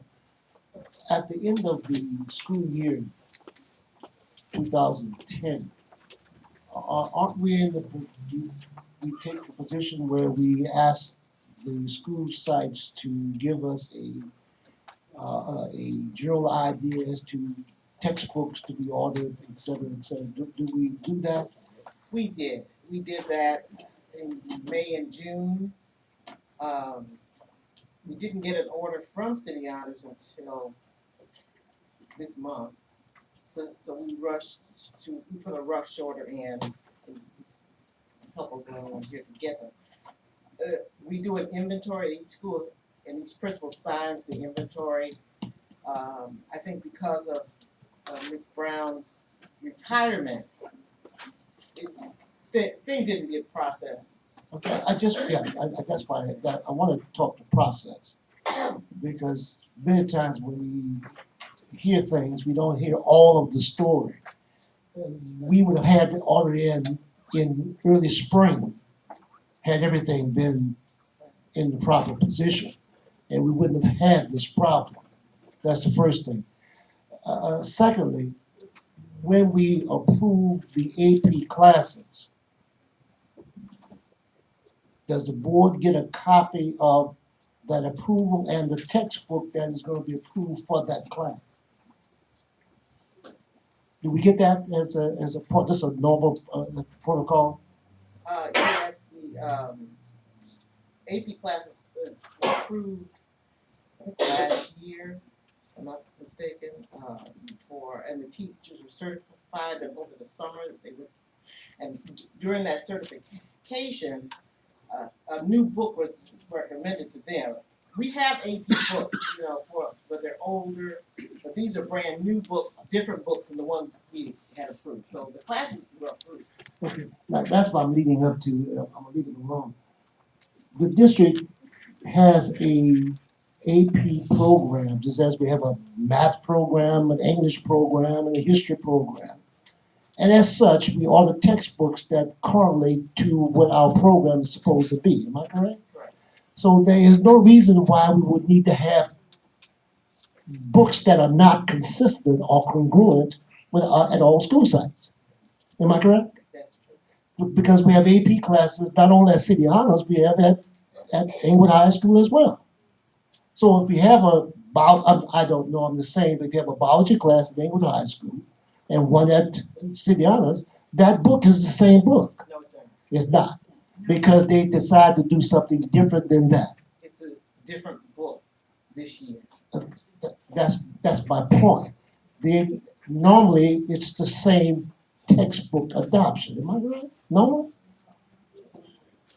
I say normally. That's the way it's normally done, that we adopt, this is our book, Inglewood Unified School District textbook for that AP subject. That's how it's normally done. So when we deviate from that, it does cause some other problem. Because if we had not, books were already in the warehouse that could have been moved to Inglewood, to City Honors without having to go through this thing, am I right? Well, the teachers were certified, as you recall, City Honors didn't have a lot of AP classes a couple of years ago. Correct. So we had to certify the teachers went for that certification. It's the same publisher, but it's a different title. So we approved the publishers, we approved the courses for AP classes. This is just a different title, a updated title, for example, in biology from the AP book that is approved. Same publisher, they published several books. But we got the order in September, and we rushed to get the books. But I think, a point that, I point, just a question to you, that in the normal process, I'm talking about past practice, a curriculum that's already been approved, there should have been a textbook adoption. The AP examination does not change because the teacher's been certified. The same AP calculus examination is given for the Morningside student, Inglewood High School student. That's the same test given to the AP students at City Honors. So what Mr. Butler is saying, that should have some merit unless that's something changed in statute in past practice. In past practice, that all AP classes that are approved by this board, if you have a book change, there should be a textbook adoption. And if that textbook, because that student may leave City Honors for some reason and be taking a class, may transfer to Morningside Hill School. So they should be able to have that same book. And that book should not be, I'm a biology teacher. So you may have some old books, but the concepts are generally about the same. And I've taught biology on the college level too. So those books that is maybe that's a good thing that you had the money to get the books. I'm glad you have the books. I'm not not knocking you getting good books, but I would hope that we have a practice here that we can be unified in our curriculum. That when these students take this test, that we have more than 23 students passing. Mrs. Jardine? Thank you, Dr. Young. Good evening, Ms. Moore. I think, you're kind of running around here, but I think the most important thing is that we're here to service the students. And our district is here to run in a flawless, seamless way. We've had an enormous amount of, movement in terms of people retiring and leaving. And so, to me, as a board member, rather than, it appeared to us to have some sort of flawed practice or process, I would think with the movement we had, that the district would have a system in place. If you have principals retiring, we would have a system before the school year ends to call and ensure that all books that were due to be ordered are ordered, books that needed to have been ordered were ordered. We're kind of going into semantical things now, talking about normally and historically. In this world, things change rapidly. So what we do is we have to know that normally or historically is not necessarily what's happening today in 2011. And the only thing I can say to the students and the teachers, we're grateful that you guys were certified. We're grateful that the children got the books. And maybe what we could do is look at our process here at the district about how we allow a school to close in late May and early June and still not have called to ensure that everything, regardless of whether the principal is there, out ill, retiring or whatever, we make sure that that process is completed before the year end so we can ensure if it fell through the cracks, we can always look at our operation and figure out a better way to do this or a more efficient way to do it. And in my mind, efficient, to my mind, correlates to better. Efficient is better. So it's not necessarily saying that our process is not good, but we can do better. So I want to thank you for your work. The object is for us to give our kids every opportunity. I think ITA gets up every night, and when they talk, they speak about giving every child every chance, every opportunity. So this is just a part of that I think this mantra that we ought to address ourselves. And I think that maybe what we can do is look at our process and see if we can improve it. Absolutely, and we will continue to do that. Thank you. Go ahead. We were working with a little bit of a handicap. No, not only did Miss Brown retire, but several, the teachers were not there. Yes. Yes. The coordinator was not there. Yes. The persons who usually would turn in that information, they were not there. Yes, ma'am. So the end of the year in June was somewhat stressful. Yeah. But we did manage to get the book. It's an updated version of the book. When I talked to the teachers, they had the old books. Right. They said, well, we need this book. It correlates with our training. Right. So we were able to get the book. And it was actually a new book, correct? Yes. Yes, and that was the book that was authorized. Yes, ma'am. Thank you. Ms. Brown? Yes, thank you so much, Mr. President. Ms. Moore, I want to say thank you so much. You have always been a champion for the children in this district. And again, I want to say thank you to the superintendent, Dr. Young, Yes. for being advocates, and Mrs. Brown and her staff for stating that they need the books for our students. You mentioned something in terms of our teachers being trained. They were trained, so that explains why they needed the upgraded and the updated book to date. Right, new and improved books. So it's important that, if we want our children to go from silver to gold, then we have to provide the resources. And I've been informed the reason why City Honors constantly remains in the silver category when the states across the country, they rate all of our schools, is because they have not had enough API courses. But because Mrs. Brown and her staff were diligent in making sure that our students were able to get more choices in terms of API, the teacher said, wait a minute, I want to go and get trained. So they took part of their summer to go and get trained.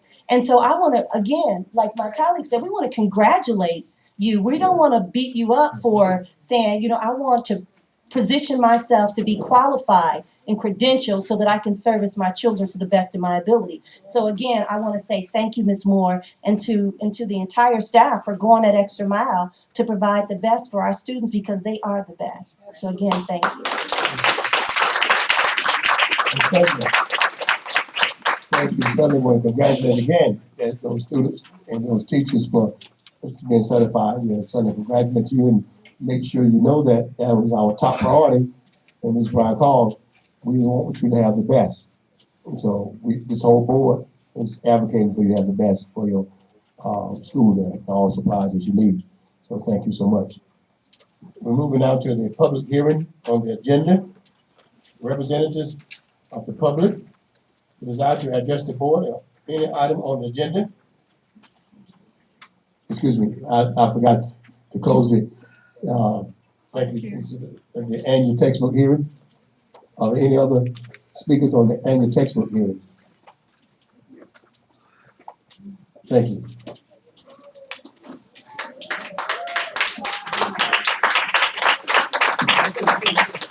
Hi, I'm Miss Boyd. I teach the biology class at City Honors, the AP biology class. I actually went to the training and all the teachers paid for it out of our pocket.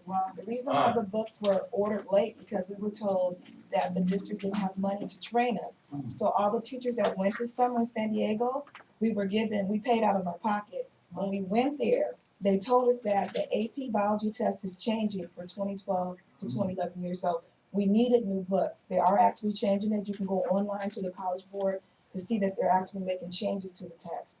So because we're certified, we do know, and we didn't order anything outside of the district, is what the training required us to do. Okay? Thank you. Thank you very much. Excuse me, Ms. Boyd. Ms. Boyd, you come back, please, Mr. Butler. The question is, you paid for that training yourself, have you gotten reimbursed for that? No, we haven't. We didn't think about that. We just wanted the course for our kids. I understand that, but I'm saying, but there's a process, because there's a budget for educational staff development. Yes. And when you take classes of that nature that's been approved by the district, you have the right for reimbursement, Oh, thank you. okay? Okay, thank you. And, can we just, thank you, Dr. Sorry, Ms. Boyd. Could you tell us how many teachers went from City Honors? Yes, this year it was AP Calculus, we had AP History, AP Biology, which is myself. Awesome. And I'm not quite sure. Spanish.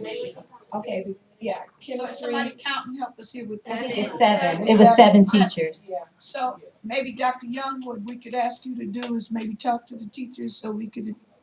Hold on, we can let us report because I know we had signed the requisition for them to get either reimbursed. Go ahead. When this was brought to my attention, that they had not been processed to go for the training, and therefore we had to find some funds in order for them to go. Okay. Those funds were, matter of fact, the funds were in their budget, they just hadn't been processed. Okay. And so I don't know why, if they did not get paid, because we did the requisition, and it was, so I'm not, I mean, this is news to me. Well, Oh, no, we were told that we hadn't got our budget yet for City Honors, but to save our receipts. But for some reason, I don't know why we don't have a budget. Right, Mr. President. Ms. Jolie had the floor. I'll actually yield to Ms. Raines Brown. I just think that our concern here is that it is budgeted, and we certainly want to reimburse the teachers that went. So if nothing else happens tonight, we want to make sure, Dr. Young, that we ask you to follow up on this. Ms. Brown. Thank you so much, Ms. Georgina. Also, I would like to say the information was passed on to each board member regarding how many teachers actually went over the summer and took the testing, and also the classes that were actually taken, because we did a matrix. So I just want to, let everybody know that was sent to all of us in our BIL. And again, thank you for making sure that our students, you were qualified to teach our students, even if you didn't have the money in advance. And as we indicated, we're going to do our best to make sure you get reimbursed. Yes. Thank you, Ms. Boyd. Any other speakers for the textbook hearing? Any other speaker for the textbook hearing? Yes, sir. Coming up.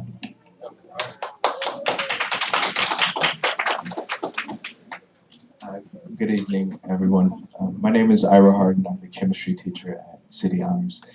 And I just I still need 90 chemistry books for my general chemistry course. And you stated earlier that Butler that all the kids just do, they just come in and sit. But if we don't have any supplies to give them, as teachers right now, we're lacking paper at the school. So it's very difficult to teach without many of the supplies that we need. And so we need textbooks, we need paper, and then watch our API go up.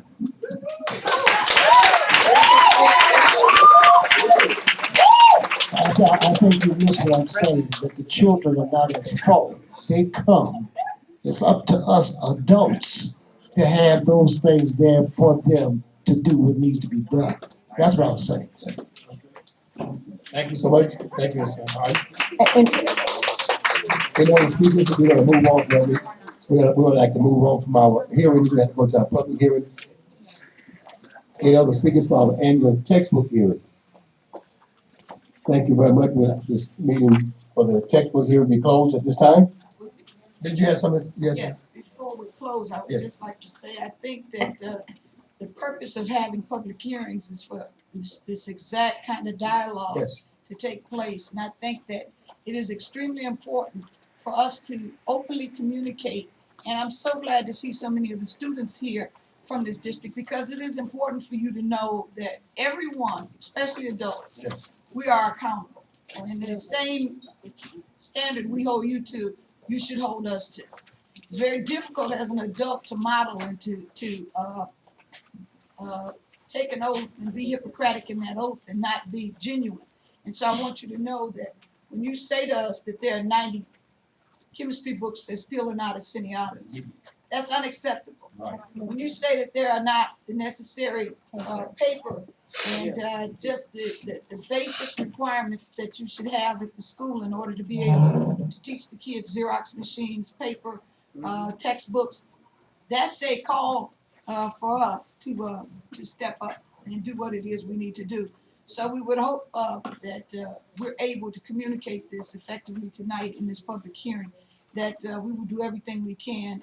We appreciate Ms. Raines Brown for the request for the AP books, and Dr. Young, you stepping up, and Mr. Thompson and the superintendent and Dr. Young. So we would hope that we follow through as well tonight with the information about the chemistry books, as well as the paper situation at City Honors. And thank you, Mr. Hart. Absolutely. And Mr. President, I donated money to Inglewood High School. I have $100 left in my budget. That's all I have left, and I'd like to donate that to City Honors to buy paper with.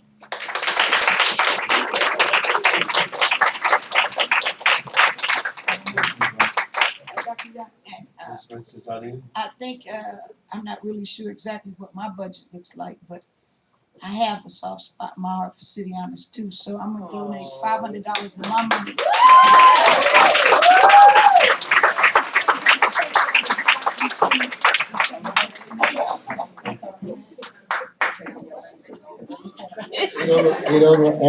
Any other speakers for the textbook hearing?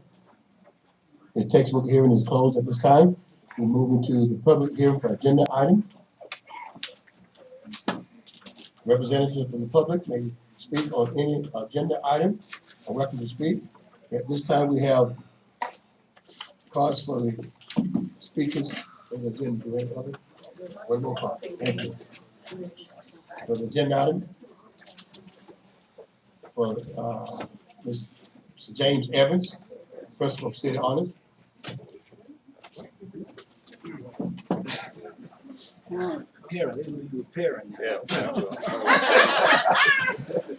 mean, you're speaking on the Principal of City Honors. That's why.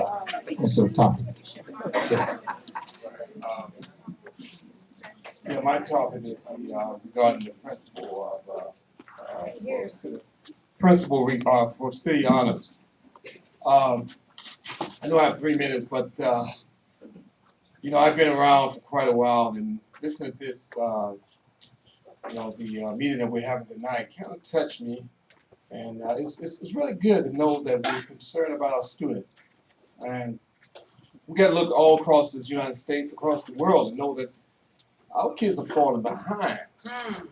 And I hear a lot of talk going on, a lot of discussions, but you know, we got to resolve things at the end of this meeting. I heard that, I'm not too up on, the Principal Brown, but I heard good things about her. And I think that she should be brought back. Let's get this rolling and hire her, whatever things would make her be able to do a good job and provide the best for our students. Let's get this rolling. I feel that I came here earlier and I got here a little late and I kind of felt the students kind of, someone touched them somewhere, some bad, made them feel bad. We can't have that. We can't have that. We got to really be able, even before you say things, we got to be able to think before we say things, before we say anything. And as a board here, that we all know that we got to be able to express ourselves and express ourselves in a meaningful, a professional way. A student was hurt. I feel that's that word when I hear the name City of Honors. That's very deep to me. But I'm here to talk about this principle. I want to see it go forward. We get our principle back, and let's build from here. Let's correct the book situation that is missing. Let's get all these things and get all the I's dotted and all the T's crossed. Because I mean, all of us about education. We know that the only way we could be where we're at now is because we had to learn. And we know that as these kids go out in the world, they got to be competitive. So I say to you right now, in the next board meeting that you have, let's show some progress. But let's communicate as our president is trying to do and try to move forward. Not with any bias, not with any kind of self thing, but for our students. So I'm here to represent and to be a part. And like I say, I'm here, I'm available. Like I said, if you need my card, I'll give you my card. You can call me up. But like I say, I just want to see the students do well because we know without a good education, they won't do well. Okay, and I just want to thank you. And like I say, I'm a very involved person in the community, and I apologize for not being a part of your board here as often as I should. But I think I'm gonna come by and sit in because I want to see what's happening. Next time I might run for office myself. Thank you.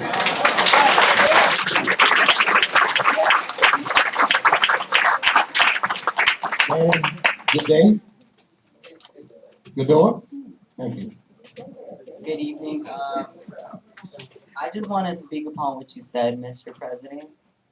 You really angered me. Like, I was extremely touched by what you said. You stated that we dropped 20 points in our API score. Meanwhile, our API score is still 700 plus. And there's other schools in the district in which their API score is way less than that. And that just makes, I'm speaking on behalf of everyone here, all the students here. We were all angry at like what you said, at your statement, because that hurt us. We try our best and to succeed, you know. We try to get the best at anything. We are extremely competitive. But with people putting us down like that, it's extremely hard for us to actually succeed. We're just trying to prove the odds wrong. And you just stated that, and it hurt me so much because there's so many things that I face through. Yes. And by you saying that, Mr. President, that's just another thing that's another weight you put upon me. There are family issues people are dealing with. Students' mothers died. By you trying to remove Ms. Brown from her position, Ms. Brown is literally my mother. I say that because she has helped me education-wise. There is times when she helps some of the students financially out of her pocket. And that's why I say that she is our mother, and that's why some of our peers say that she is our mother. There are times in our lives when we need someone. Ms. Gina Tucker-Williams, Ms. Brown, our faculty are there for support. They're there for support emotionally. They're there for support educationally.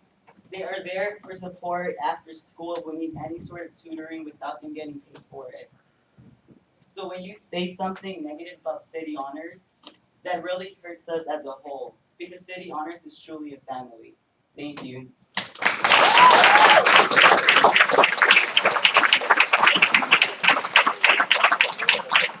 Ms. McLemore.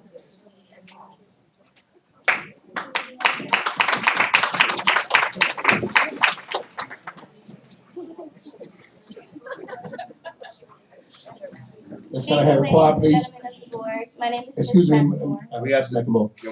We need to have the noise down while she speak. Thank you. I am here to speak on behalf of Ms. Brown and student needs. At City Honors, I've been there for the past 2 years and I'm graduating next year as a junior.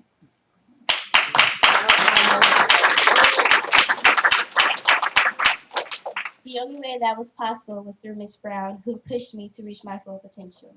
And like my fellow classmate Danny stated, some students lost their mothers, and I was one of those students. Ms. Brown was there for me. Sorry guys, this is hard. Take your time, baby. But Ms. Brown was there for me when I lost my mother, and so were my fellow classmates. And for you to try to take Ms. Brown from us, it's like taking away another parent. And for me, that's really emotional because I already lost one. And we need a stable foundation, and Ms. Brown has provided a stable foundation for us. She has pushed us to reach our potential. She has guided us down the right path. She has took us under her wings as a mother. We're not kin to her, but she is kin to us. And we really would like Ms. Brown to stay at City Honors to help us reach our full potential and to help us move forward in life. Thank you.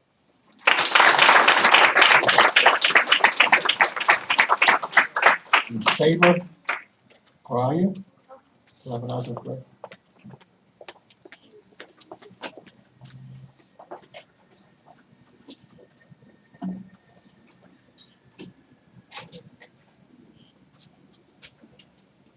Good evening, board members, superintendent, and audience. My name is Saba Rai, and I have been a teacher in IUSD for 13 years, Crozier 9 years, City Honors now for 4 years. I'm also a second-year doctoral student in USC to graduate. I am here to speak on behalf of City Honors student performance under the leadership of Ms. Thelma Brown. Since the induction of City Honors High School, a school partly founded to keep our students in the district while providing a rigorous course of study where they can earn both high school and college credit, the school has continuously shown progress in areas of API, AYP, and the KC.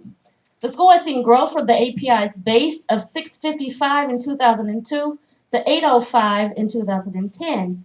With our recent slump of only 12 and not 20 points, we still met our API criteria and know that with the current instructional leadership team headed by our principal, now a full staff, strategic school organization, dual enrollment with El Camino College, and the addition of several AP courses, we will continue to excel in academics, leadership, and increase the number of our students attending colleges and universities directly after high school and some as juniors.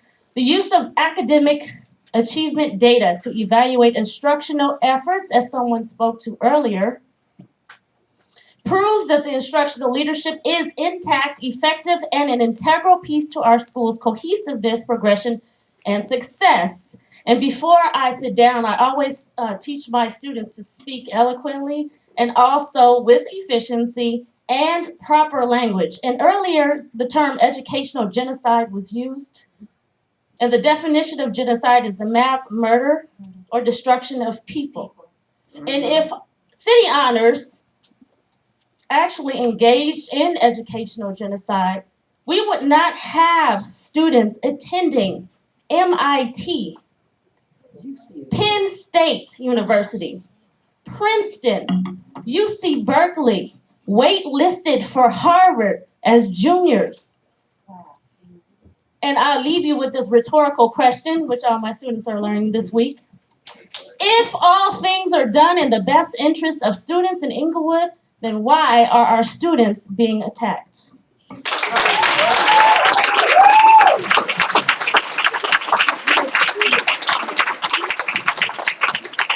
Ms. Ramona Wade.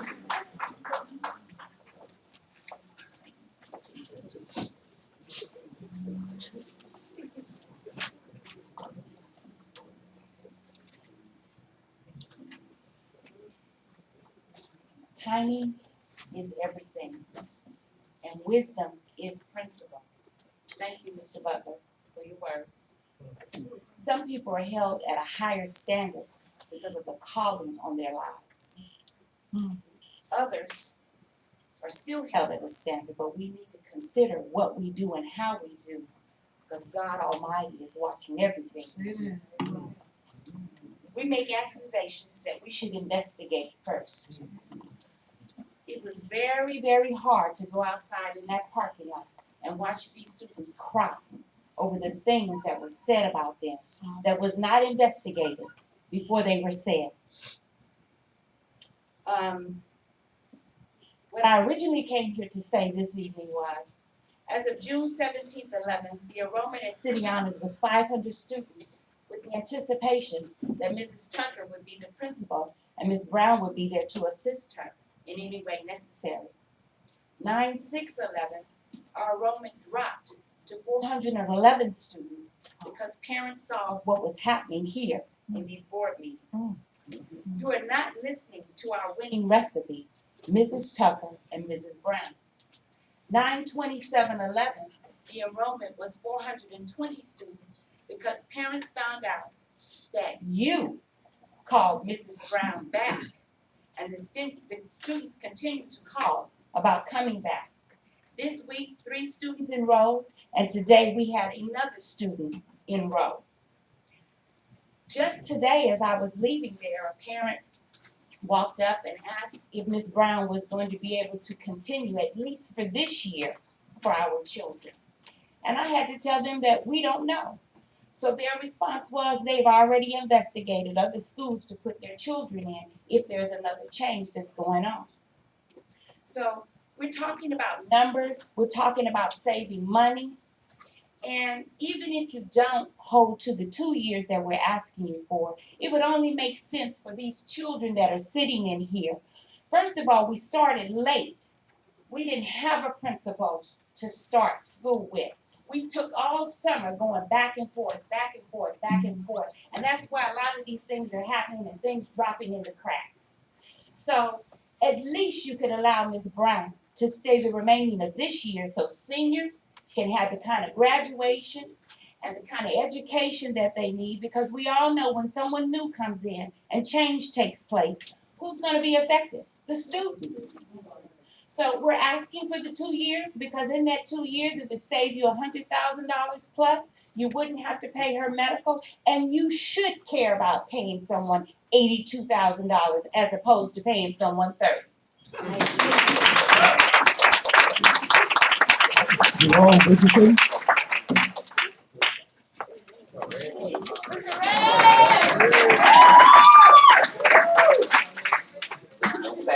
Listen to your president.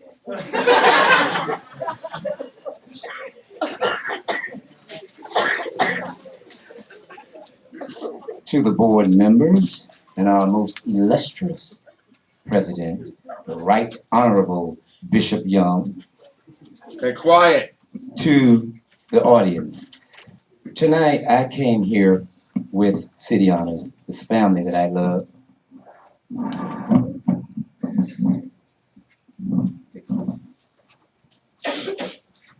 The family that I love.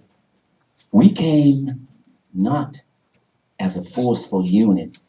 We came in peace. The signs you see, and I was about to buy some balloons in support of Miss Brown.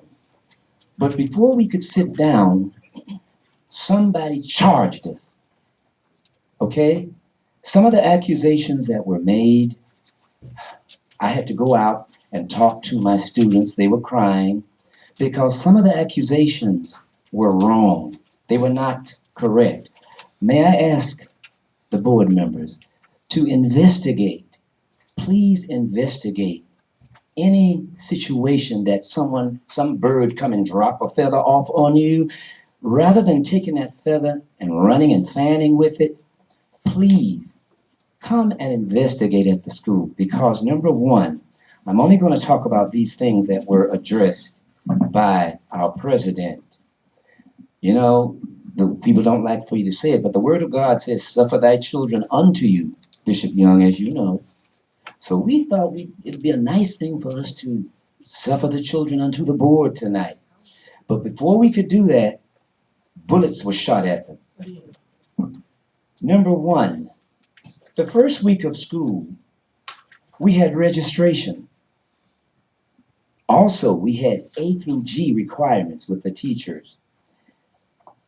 We recently had elections. All of us have been to school, and we know that at any university, college, little school, there are elections. And you made a comment that we were making posters. Yes, we were. We were making posters for elections. We at our school, we are taught leadership. Even in the classroom, we elect presidents and vice presidents at our school to teach our kids how important it is to be leaders.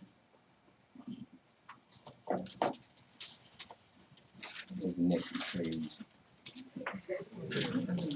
Mr. Richardson, when he saw his kids upset, I became very offended with you, Bishop Young. And my heart said, did he pray before he came out there tonight to attack them without even knowing the reason why we were here? Without saying a bunch of stuff that someone had given you? We're going to ask you, Bishop Young, to please, when they come to you like that, because evidently that's what evidently someone did. Thank you. Your time is up. Please investigate, okay? I'll leave it at that. Mr. Chris Grable.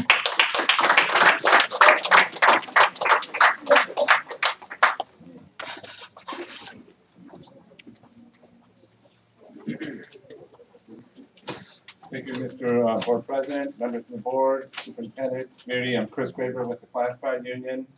I'm here to speak on a couple of items in the HR section. Two of the items we agree with, which is A and B. We're happy that district is rescinding to or reinstating to employees back to their positions, because we understand that schools need the extra services or the departments. But then on C, you have you're eliminating 5 positions. And this is in violation of Assembly Bill 114, which is a trailer bill when the state passed their budget. And I don't think the district wants to violate the state labor law or the state ed code.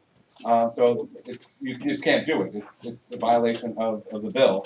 Read it, look at, there's some decisions on it already. Some other school districts have done it, and they've been told it's going to hurt unless you want to pay your lawyers some more money, and we don't want the lawyers to make any more money. That we hope that we won't do it. The second one is, this is typical when we have layoffs. People, administrators don't like the person they're getting. And then they say there's lack of funds or lack of work, because that's the 2 grounds for a layoff, it has to be lack of funds or lack of work. They're not in those departments that are happening, at least on one of the specific issues. So we would say that we hope you do rescind or vote down item C. It was pulled before, so I don't know how it's even coming back to the board tonight, because it was voted down several meetings ago. And if we'll follow Robert's Rules of Order, it shouldn't be brought back. The third item I want to speak about is furlough days. Classified employees are getting the biggest brunt of them, 20 days. And we've tried to work it out with payroll to have at least their payments on 2 payrolls, because monthly employees get paid on the 10th and the 25th. We were hoping that the district could implement that. Furlough days are bad enough. Some employees, like I said, are doing 20 furlough days this year, which is fairly a heavy hardship, where other employees who are also full-time are only taking 10 days. So we hope that you would reconsider that and work with the staff and implement it. We've talked with the payroll technicians, they say it's doable, but your payroll administrator says it's too much work. I think for the convenience of allowing people to pay their payroll, pay their bills, that you would stretch it out and do it over 2 payments. Also with that consideration, we hope that is as a minimum, that the board would reconsider the 20 furlough days. That's a lot of time for full-time employees to lose 20 days. That's almost a month of employment. We hope with the budget being a good note these days that Mr. Thompson reported on, that you could consider bringing some of those days back sometime later this year. Thank you.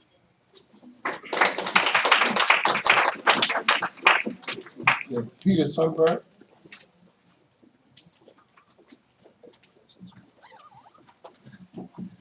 Good evening, board members, Mr. Superintendent, senior staff, members of the public.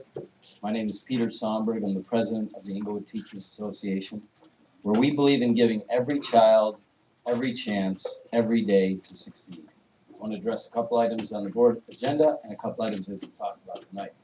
On page 52, at the bottom of the agenda, you'll notice two purchase orders as of September 21st. One was to the law firm of Ivy, McNeil and Wyatt for $100,000. Another was to the firm of Breon Schaefer for another $100,000. These are not even the law firms that are having to deal with the layoff process. So we're wondering, what kind of budget process are we going through here that we keep on feeding the attorneys? The second thing I want to talk about is the fact that we may have lost our way in this district. We talk about our need for fiscal solvency, and we have all the brightest of our students worried about API scores. That is flat out wrong. In education, we need to look at critical thinking. We need to look at their futures and not have them worrying about passing tests so that it looks good on our walls. We need them to be able to succeed in life, and it doesn't work if you lay off half of their staff prior to the end of the year and then wonder why we don't have enough book orders at the beginning of the year for the AP classes, even though they're, out of the goodness of their heart, the members have gone on their own to these classes. And finally, when we see that our budget is developed to the county without taking into consideration how much it's going to cost when we reinstate those classes, there's on one of the pages in here, and I'm not going to go into it, it's something that we're talking about. We are applying for class size reduction money, and we will get $2,200,000 as part of our budget for class size reduction. I've taught in this district 19 years. This is my 20th year teaching kindergarten. When I started, I was teaching 32 kids. I'm now teaching 32 kids. Under the law, we will still get class size reduction money, but that does not do the right thing by the students. I sit on the Southern California Public Education Coalition with K through higher ed teachers and professors, and they tell me that our students and students across California are not prepared when they go to the university because they don't realize what hurdles they have to do. If we keep on forcing our students to look at API scores or arcane tests that even the Obama administration is forcing us to look at through the Nickelby or the waivers, and the waivers are they're no better roses. They want us to reform our ways just to get more testing done. That is anathema to education. We need to look at a better way to teach it and to focus on long-term futures for our students, not just to be competitive, but to become critical thinkers and productive members of society. Anthony Meadows.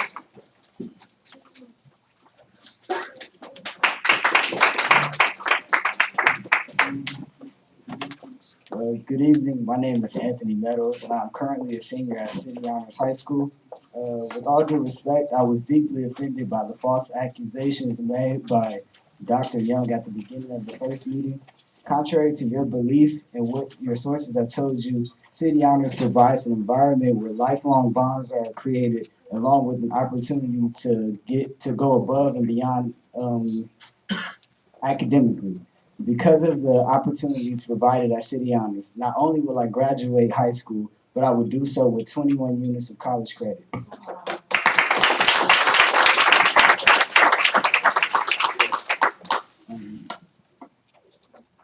And although the comments made earlier were offensive, I will not let them discourage or deter me.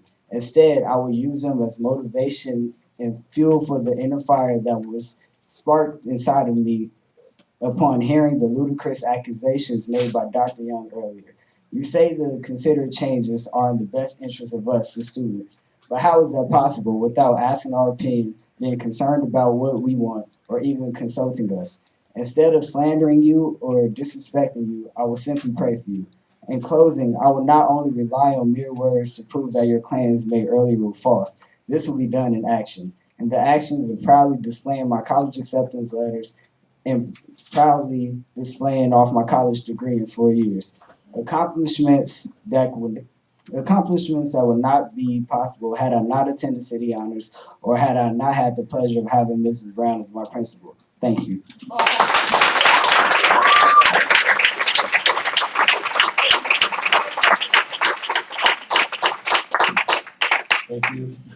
this time, we're ready to move to our approval of our minutes. Excuse me, Mr. President, how many more cards do we have to speak? We have about 9 more cards and we're gonna, our cards are exhausted. All these 9 cards left is about city honors, and we have exhausted the 6 speakers for city honors already. So we'll move for our agenda at this time. I would ask, since we went on for almost 30-40 minutes before the meeting started for personal privilege, that we show this group the due respect that they deserve. I cannot imagine sitting here for the last 4.5 hours and not being able to say what it is they came here to say after we took personal privilege and insisted that people listen to what we say. So I'm making a motion that we allow the other speakers to speak. I second it. Second. All in favor? Ms. Brown? Yes. Ms. Jardine? Absolutely. Mr. Butler? Yes. Ms. Williams? Okay. Norman? Vanessa? Did I pronounce right? Norma? You already spoke, okay. Lawrence Johnson?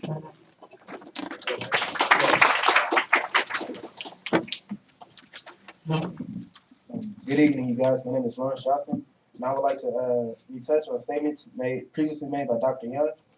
And me personally, I was offended by the harsh accusation, and what was said was degrading and an insult to my intelligence, and not just to my intelligence, like personally to me, because like as a young African American, like I'm always accused of stuff, and I'm always, you know, the first suspect and the top target when I'm walking down the street.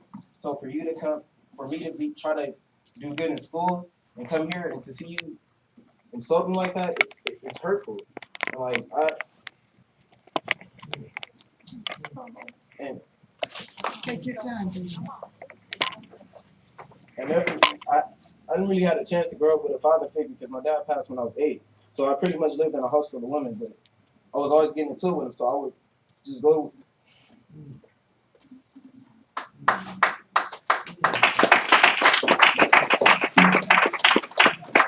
And as a city honor scholar, I will not stoop to such a demeaning level and return any insults, but explain that your accusations were incorrect. The posters that you referred to were in actuality class election posters that were made during lunchtime, not during instructional time. Thank you. That's my time.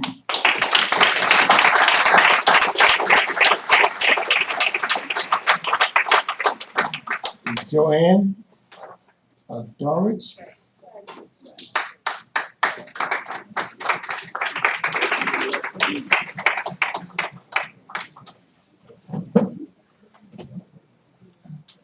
Good evening. My name is Joanne Dragich, and I'm an AP Literature teacher at City Honors. I'm supposed to come here today to talk about City Honors' mission and the dedication of its staff. However, I have to point out, in 2000, Inglewood Unified School Board founded City Honors and had Ms. Brown come over from Santa Monica to bring that successful template to create a school to offer advanced placement classes and rigorous curriculum to the students. And haven't we done that? We were brought in to save the City Honors students for the district from going to charter schools, and haven't we done that? We were brought in to maintain high APY scores. Haven't we done that? The board has gone to great time, great effort, and great expense to allow Ms. Brown to assemble a team of experts in their curriculum. And we are very good at what we do, ladies and gentlemen. But you're ignoring our advice. We're able to tell you who we want as our principal, but you're choosing to ignore the advice of the experts who have produced results time and again consistently. I could be home right now working on Don Trell's letter of recommendation for the prestigious Questbridge Scholarship. I could be singing his praises as a published poet who in 2 months' time will have a book of poetry anthology in which his poem and also David Dixon's poem included. But I'm here tonight dealing with politics and political issues. And I never expected a night when I would come and see 14 through 17-year-olds display more grace, more tact, and more maturity then a grown man, an educator, and a man of God.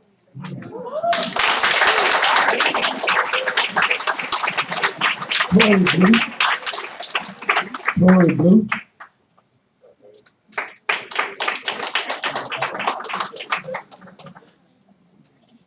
Good evening, board members. My name is Tori Blue. I'm a senior. I'm leadership secretary, and I'm a conduct board at City Honors.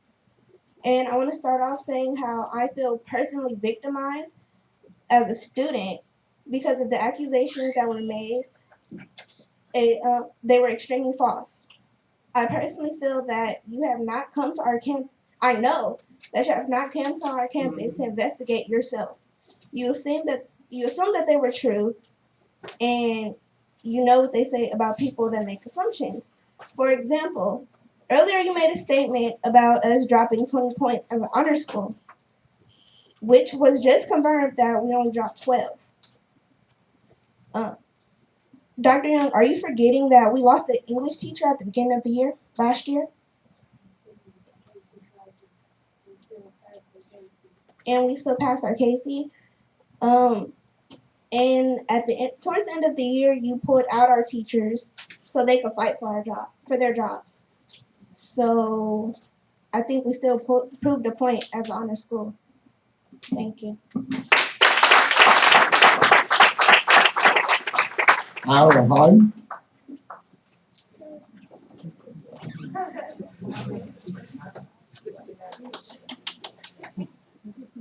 Hello again. I just want to thank all of you for your job. I wouldn't want your jobs.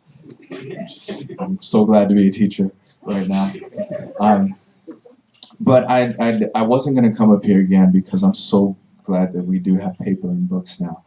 But I speak from a different perspective because we're from a unique perspective. And I look at my peers and they're all highly qualified. Mr. Rai is in the doctoral program at one of the top schools in the country. We also have very effective teachers, and a lot of times we don't see how hard they work unless you're in there. And I was looking at the API, the CST scores, and they were, if you compare them to the average, then they look low. But at City Honors, the Algebra 2 scores are higher than any other school or in the city. And I'm not just comparing this to Morningside and Inglewood, but I'm also looking at the Animos. And so we work really hard. And so, Dr. Young, I was offended when you said that, when you called City Honors an educational genocide. And I would not come up here unless you said that. And I want to tell you that I have a Master's of Arts in Teaching in Secondary Science from University of Southern California. I graduated Phi Kappa Phi, which is the top 2% of my class, and I've had over 5 job offers in the last year to teach nationwide and as far as China. And I love my job. I wouldn't do it for double the raise because I love these kids and I believe in them. And so when you hurt them like that, I take it kind of personally. And over the last 3 years, we've had a student who actually got accepted to Harvard. And that's very difficult, and that doesn't happen from schools with weak teachers. And I'm going to skip all this because I had some very stuff that I wanted to say, but I think it's more insulting than upbuilding. And I would like to start a culture in this university, much like the culture in our classrooms, where we emphasize the positives and we take a look at the whole perspective. Does City Honors have problems? Yes, we all know that. But there's a lot of good coming out. And I think that if we look at the good and the bad, that the positives will far outweigh the negatives, and we will allow City Honors to continue to progress. Thank you.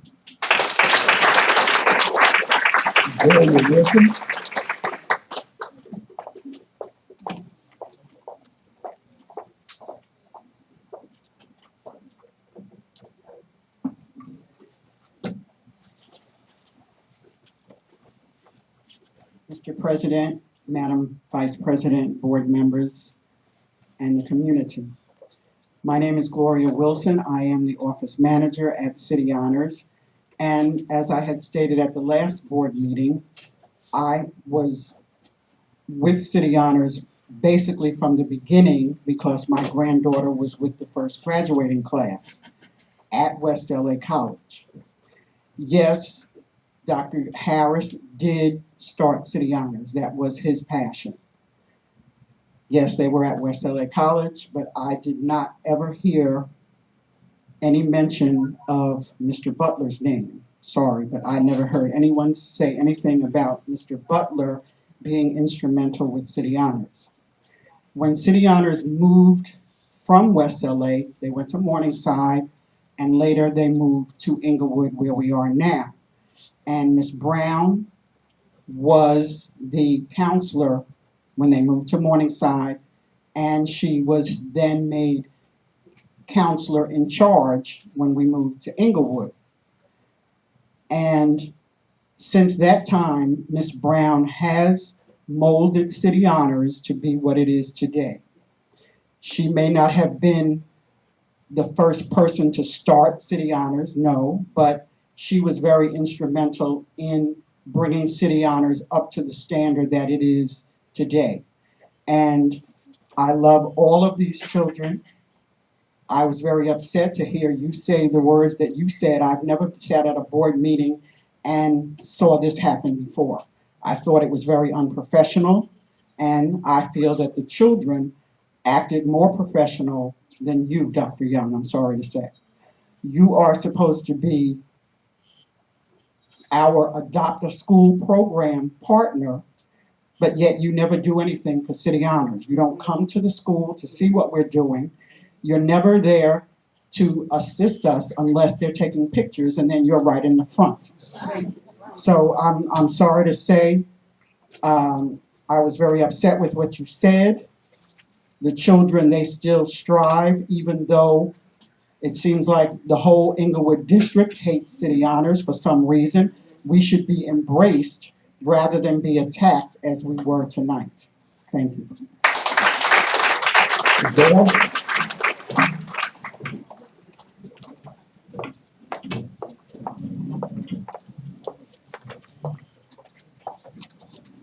We can't really blame Bishop Young.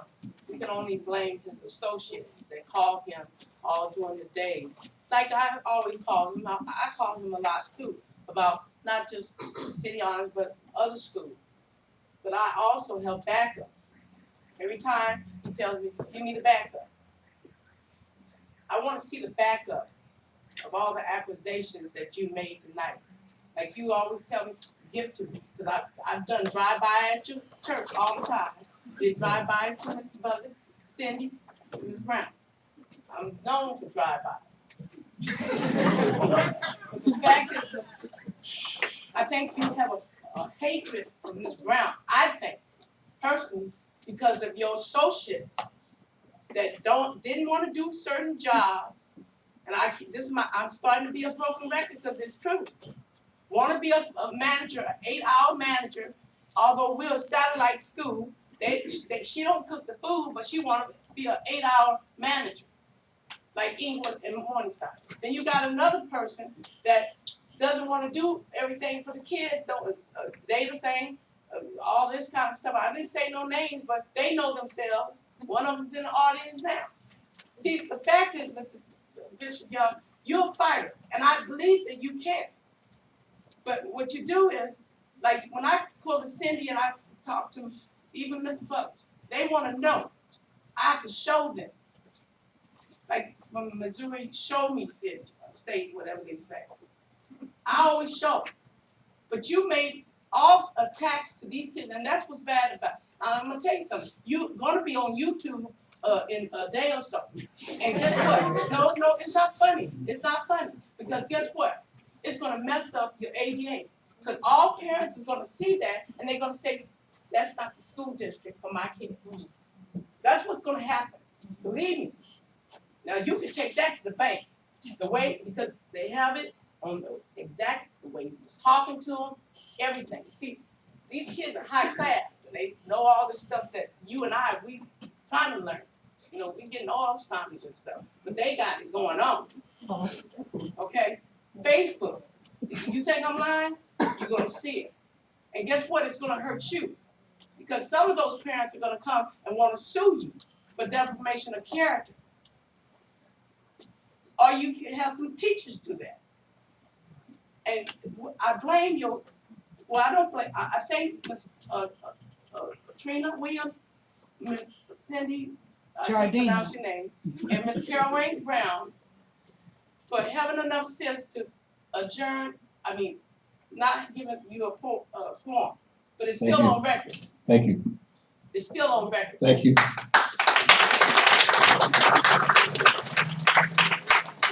Approval of the minutes of our special board meeting and our regular board meeting for September 14th. Point of privilege. Now, motion, please. Point of privilege. I would like to say to the audience tonight, I'm embarrassed to be a board member on this board. I want to say tonight, I am so proud. My heart is just overflowing to see how intelligent and how smart you guys are. How you have just really did what it is that God asks us to do to turn the other cheek. I'm telling you, it's powerful for people to talk down to you and mistreat you and not respond with a lot of anger and ignorance, because that's what they think about us as black people.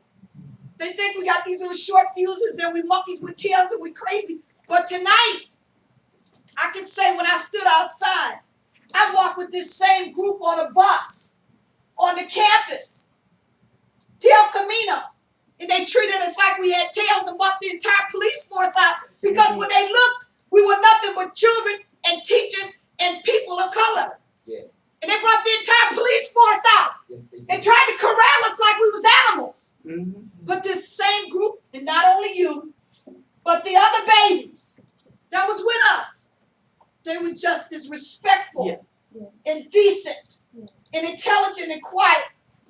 And it did my heart such good to know that our work is not in vain. It did my heart such good to know that people have not given up on us. Because there's some of us that continue to do what it is we're supposed to do. I'm telling you tonight, I respect this man because I know he loved God. But I'm going to show you what being human will do for you, how you can be flawed and think you're perfect. Yes. Genesis 50:21 says we quote Bible verses in here tonight. Genesis 50:20 said, the Lord took what you meant for evil and he turned it into good for me. So tonight I'm going to say to you, don't believe this foolishness. Don't believe this foolishness. You have touched my heart in a way I want to walk away from here tonight and never come back.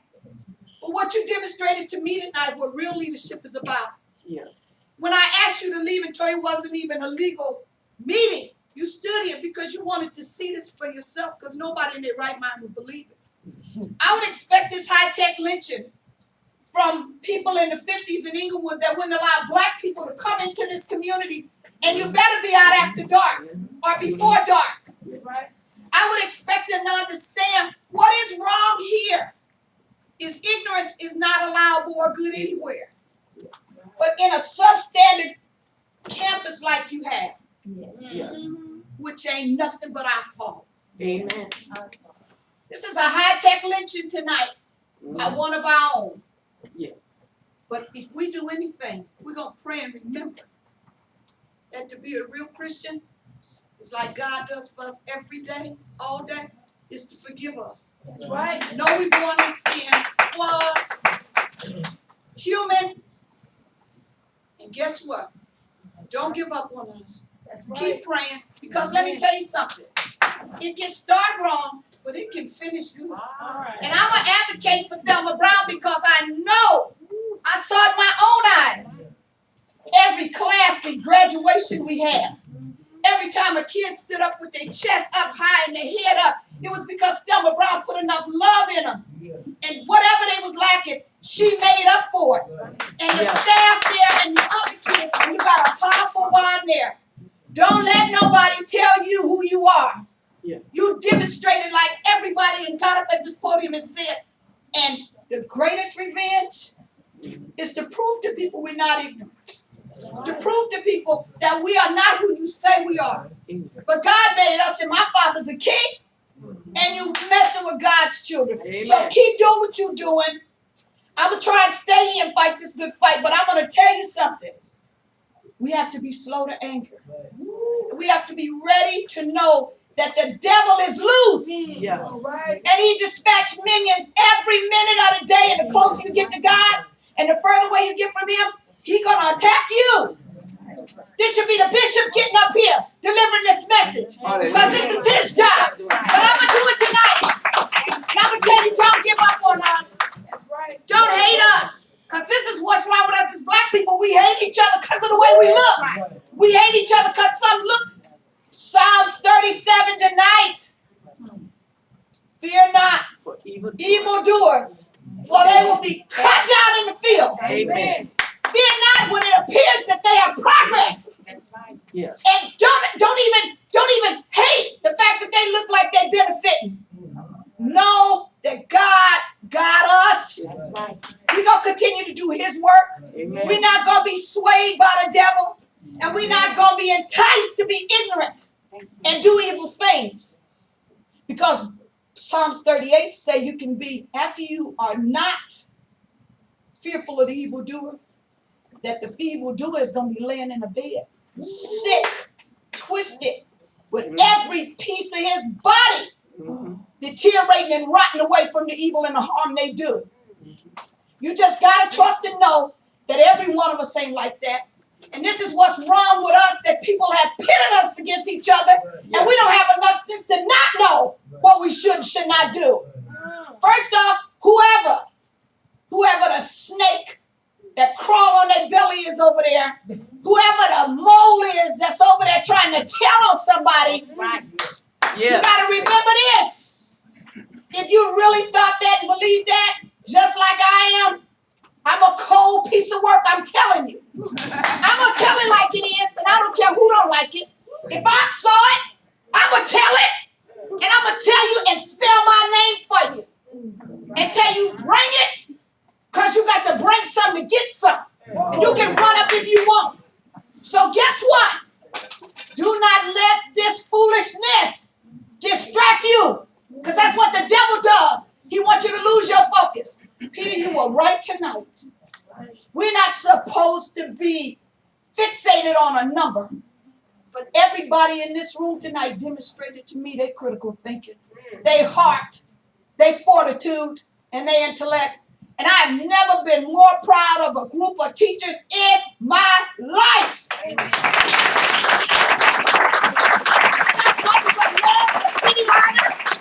got nothing but love for you kids. And if anything, this will help me to not give up on my son, not give up on my community, and continue to work and fight and advocate for what's right. So I apologize to you tonight. And I pray and I ask God, we prayed before we came out here. Oh my God. Now that is hypocrisy. Amen. To the ninth power. But I'm going to keep believing that God got a plan. And all we need to do is remember he's on the throne. Always. He's in control. Always. And his will going to be done. That's what we're going to pray for now on. So please tonight, whatever it is you do, leaving Inglewood. See, it would have been easy for me to jump in my whip and pull up out of here. I don't get really paid nothing to do this. But you got to stay. Because when you run away, you just give people their way. We ain't giving nobody their way in here tonight. God gonna have his way, and after that, I'm cool. As long as it's his will, I'm in it. Please trust and believe we are sorry. I get on my knees to apologize to you if I thought you would understand it. But I'm going to tell you, I don't believe Miss Williams, who I looked at tonight and said, this is wrong. All right. And you know what? She said, you're right. She stepped up. She showed it. I got up. Miss Raines Brown got up, who is always fighting for kids. I don't know what's wrong with Mr. Butler. He had his head down and was trying to figure it out. But silence, listen to me, y'all. I've been a probation officer for 32 years, and I worked street gangs, and I worked with nothing but bad kids. The people that gave up on them and didn't have no love for them. My anthem to my kids was, silence grants consent. Please don't repeat my personal privilege. You just made it. Extend the meeting. That's okay. Extend the Excuse meeting. me. Let me spin me. Excuse me a minute, I'm through. Excuse me. Silence grants consent. So when you being quiet, you rolling with it. You see somebody doing wrong, some lady drop her purse and some kid scoop it up.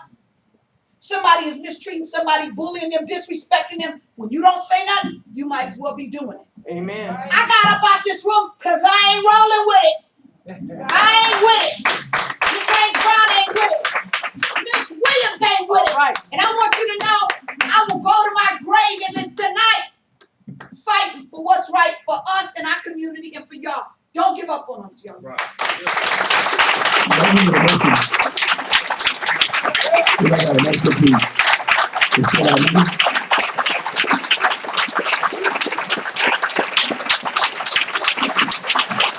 Please be seated. I said I need a motion to set our meeting. Make a motion to extend the meeting. I second it. The second, meeting extended to 11:30. All in favor, say aye. Aye. Thank you. We're going to. Point of privilege, sir. I'd like to share some stuff. I heard everything that the young people said tonight. And I was so deeply touched. And one of the things my colleague said, that's true. I'm gonna always fight for children. People know me as children first, no matter where I go. When I heard the young man speak over there that's standing up against the wall, my heart fell. Because you're so right. Children that are black and brown, children of color, you walk down the street, people pick on you. Amen. You buy new wheels for your car, you get pulled over. All right. You walk down the street with a hood on your head, you get stopped. You ride on your bike with a backpack, you get stopped. That's why I fight for children. When I heard the young lady get up and say she lost her mother, I understand it. I understand it because my parents raised foster children when I was growing up. And one of my brothers had a karate school. And he said he wanted all of his sisters to study. And he made sure that we studied so that we could defend ourselves. So that when we came up against opposition, we could defend ourselves. I refuse to stand by and allow people to hurt children. People that I love.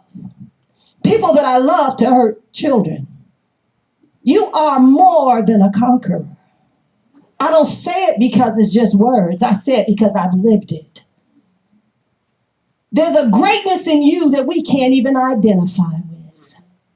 There's a destiny that God has for you that we have no idea where you're going.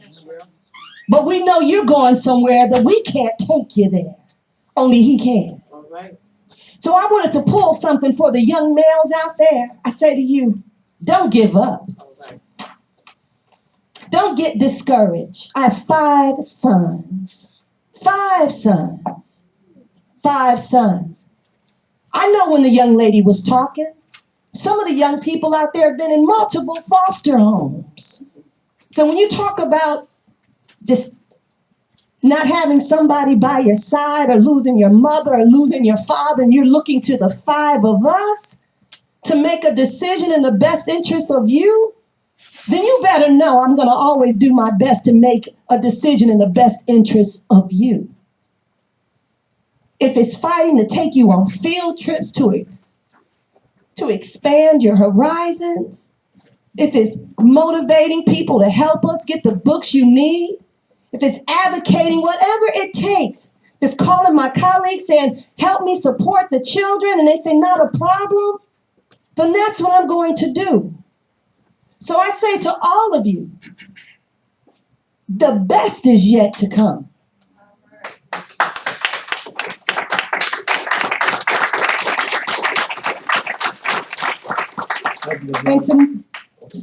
And this morning when I was speaking to a prayer partner, she gave me these words, and I want to share them with you.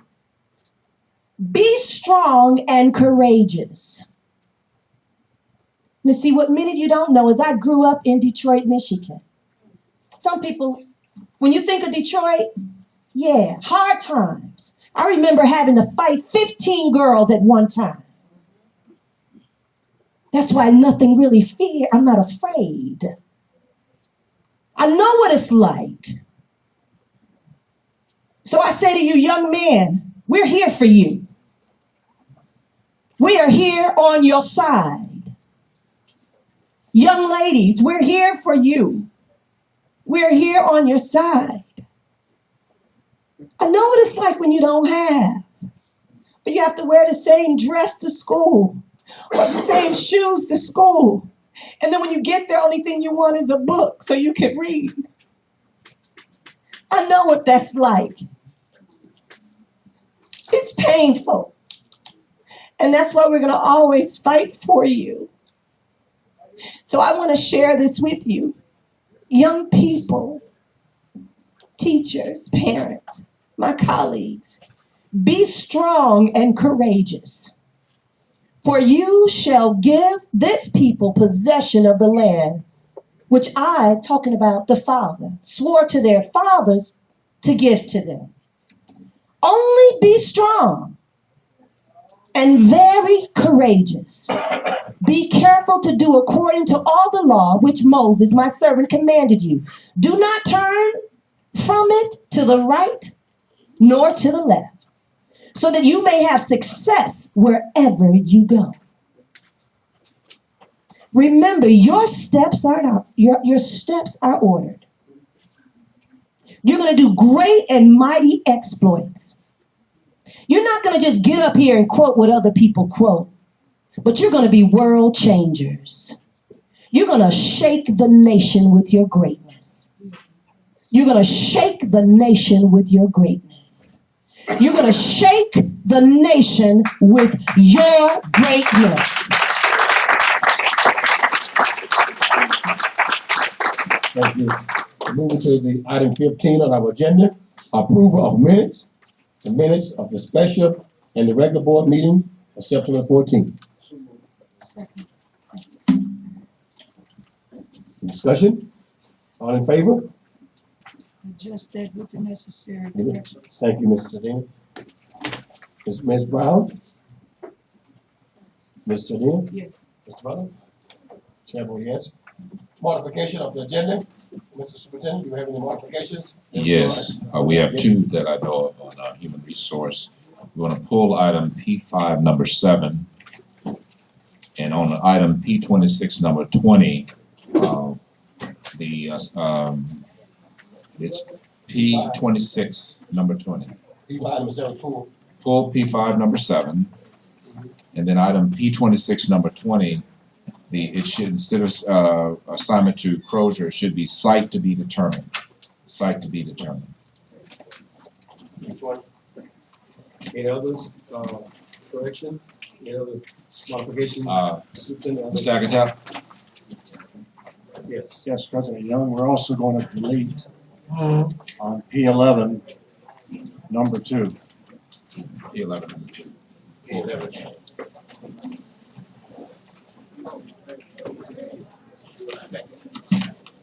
And also on P11, there is a change on number 6. P11, number 6. It should read permanent adult education. P11, number 6, it should read permanent adult education.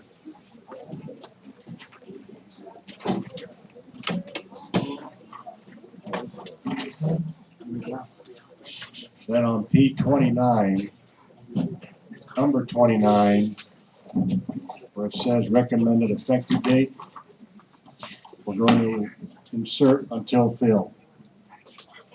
P29, number 29, recommended effective date will be until filled.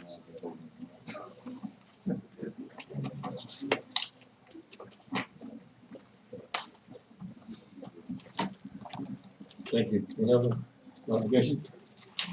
Dr. Young? Dr. Young? Mr. Thompson, any modifications to the agenda? Board, do you have any other modification to remain in the agenda in one single motion? Is that a motion? Before we do that, Bishop, I would like to go back and on the minutes. I do have some corrections to the regular minutes of September 14th, but I could just send Good to that send on. Thank you, Mr. Vice President. Thank you. grammatically. We'll send those into Ms. Franklin, thank you. Can we get a single motion to adopt the remainder of the agenda?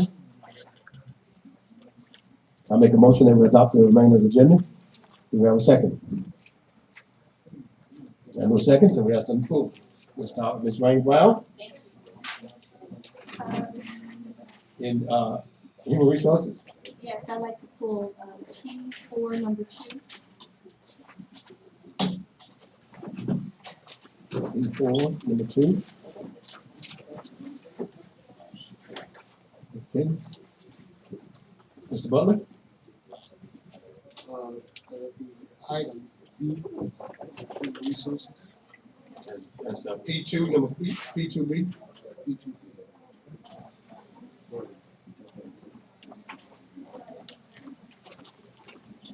Okay, Ms. Williams? Item, page P3, item C. P3, item C. All right. So we'll move to business services, Mr. Butler. Item C, item G, item H.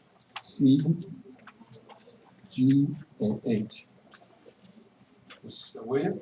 No items, business services. Academic service, Mr. Butler.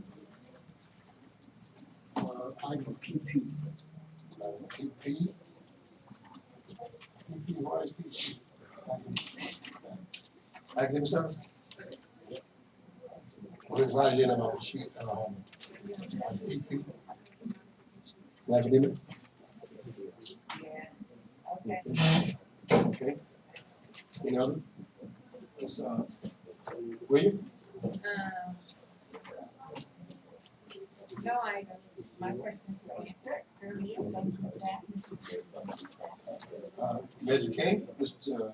Butler? I have none. Ms. William? I have none. Mr. I have none. I'd like to say to the superintendent and staff, I think this is the first time in my 9 years, I think, to not have any. I think all of the department gave timely responses to all of my inquiries. You know, I have quite a few. And I thank you so much for getting back timely of all the inquiries from all the departments, and I appreciate that. So can we get a motion to adopt the remainder of the agenda? So move. A second. All in favor, say aye. Aye. Aye, oh, thank you.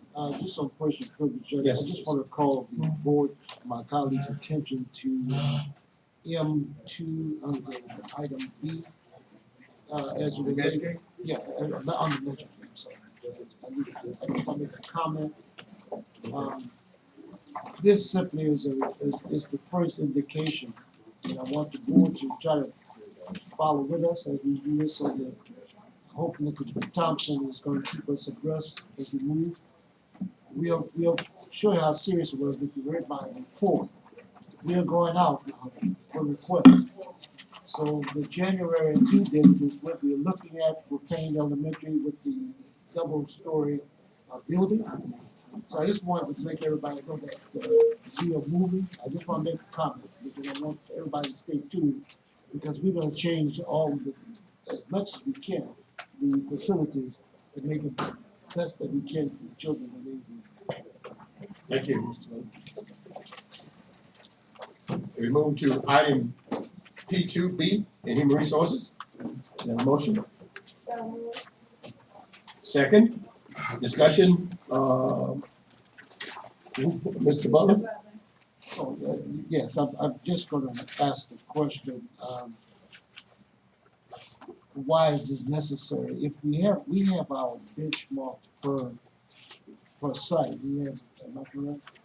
We know that the threshold for a new position is, my question is, will this be the protocol each time that we need to do that? We don't have to have board concurrence, or we're gonna use simply automatic, the numbers triggering? I just wanna know from now on what we're gonna be looking at, that's all. Well, yes, we feel like we need to bring it to the board to make sure that it's approved by the board. Okay, I just wanna know the protocol.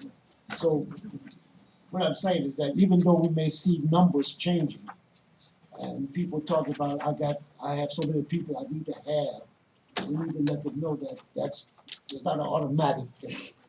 It's gonna have to be a board approval issue. That's what I'm getting to. Right. So we still have the prerogative to make those decisions. Thanks. Ms. Jardine, and we're on P2B, in human resources. Ms. Brown, any other discussion? Ms. Brown, is that what we're doing? No, we're on P2B. Consider the approval of reinstatement of the clerk typist position at Monroe. Any other discussion? Call for question? Question been called for. Ms. Rainey Brown, Absolutely, yes. Ms. Jardine, Yes. Mr. Butler, Yes. Ms. Williams, Yes. the chair votes yes.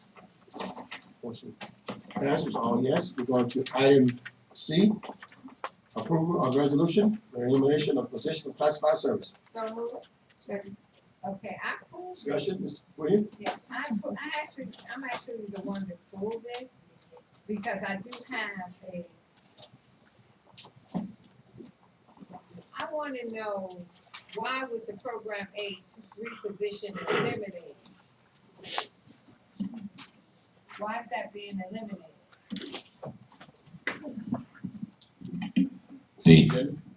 The program A3, that position was assigned to the former director of literacy. The person who was in that position was injured and left. When the new position of executive director of school improvement came about, that position was assigned to that person. When we eliminated the executive director of school improvement, we didn't eliminate the clerical position. So you can't have a position that is supposed to report to an administrator, but there's no administrative position there. It should have been eliminated some time ago, but it was overlooked because it was vacant at the time. Okay, but from what I understand, the position is not vacant, someone exercised their Tucker rights and actually bumped into that position. Right. But it should have been eliminated before. Okay, but you have somebody in the position now, so how does that impact the person who's currently in the position? With the action that you took tonight, because of the bumping, what will happen is that the person, the clerk typist 2 position at Monroe, a person will be transferred to that position. And the person that is in the program A3 position will get another assignment.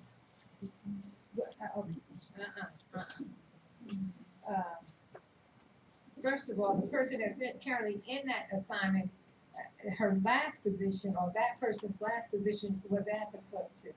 Exactly. Okay, then they took a pay cut to actually exercise their Tucker rights to be bumped into this position here. Now, why are we eliminating a position for this person before we have created another one for this person to go into? So in actuality, if we eliminate this position tonight, this person will be out of a job. No. You just created a position tonight. Okay, clerk type. Right. And that, For what school? Monroe. Okay, So the person at another school would be transferring to that position at Monroe as a clerk typist 2. Then this person will inherit another clerk typist 2 at position. what school, sir? Oak. Ms. Daggett, I see you anxiously over there. But he can't. Well, no, I just wanna know, I guess I have the same concerns as Ms. Williams has. And if it's possible, Superintendent, could we just get some sort of clarification because we've made so many cuts trying to get to our, to fiscal solvency and trying to get to some sort of budget, but there is a limit to some of this, and what she just mentioned about somebody exercising their Tucker rights and bumping into it, and us bringing back another position. And then someone, I believe, also spoke tonight about this being against a bill that's out there to actually eliminate these positions. Excuse me, please, Mr. Superintendent, would I like to? Which question do you want me to answer first? Which, any way you want. Okay. Let me deal with the question of this as being illegal. Yeah. First of all, we're a district who does not have a county budget approved. What the law said is that with the new budget, you're supposed to maintain the same level of funding and the same position That's assuming though that you weren't cutting the budget because you have a deficit or you don't have cash. Remember, we started cutting our budget because we had a deficit and we had cash. And we've eliminated over 175 positions. So those positions that were on the resolution, some of those positions were assigned to the opportunity program. One was assigned to a position that's been eliminated. So as you eliminate the positions, you eliminate the support for that position. So in our case, the law doesn't affect us because we're cutting, because we're trying to balance the budget. How did you know? I just figured you were gonna say Thank you, Mr. President, thank you. Would you say that it would actually be wise to hold off, taking action on this item, seeing that we only save $42,000, and if we have, if we recruit, 4 students, that would cover that $42,000 that we need if we just go out and recruit 4 students? No, I'm not understanding Well, the savings would be approximately $42,000. That's to the general fund. To the general actual fund. savings would be all of those amounts that you see below. Title I, 89,000. Economic impact aid, 45,000. Okay, so the total would be 132, but 42 to the general fund, correct? Correct. So understanding that the schools need, not just Monroe, but the other schools, Oak and the other schools need a program aid, what can we do to wait before we eliminate the positions or carry out the elimination of this resolution? What can we do as a body to make sure that the kids have the assistance that they need when they're on the playgrounds, the assistance that they need when they're going to the bathroom? I mean, these are program aids and instructional aids, and they help in the classroom. So what can we do to provide more support? And also considering we've already submitted the budget and we're just waiting for them to say it was, they approved it. Well, we are eliminating these positions because of a lack of work or lack of money in some cases. One of the things that we're trying to do, remember we've saved $89,000 out of Title I and about $45,000 out of economic impact aid. Okay. One of the things that one of our strategies, remember, is that positions over formula, primarily teaching positions that are teaching intervention classes. Instead of paying for those positions out of the unrestricted general fund, we're going to pay for those positions out of categorical funding. We're going to pay for 2 psychologists out of either categorical funding. So what we want to do is to make sure that we free up money so that we can pay for those things that are already part of our fiscal recovery.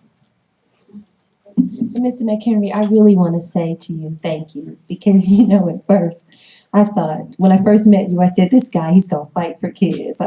I'm so glad he's here. And then there are a couple of times I thought, I don't know, but I just want to say, I really do appreciate your leadership and in the way you're trying to balance the budget and not on the backs of people or children. And I just want to say thank you for that.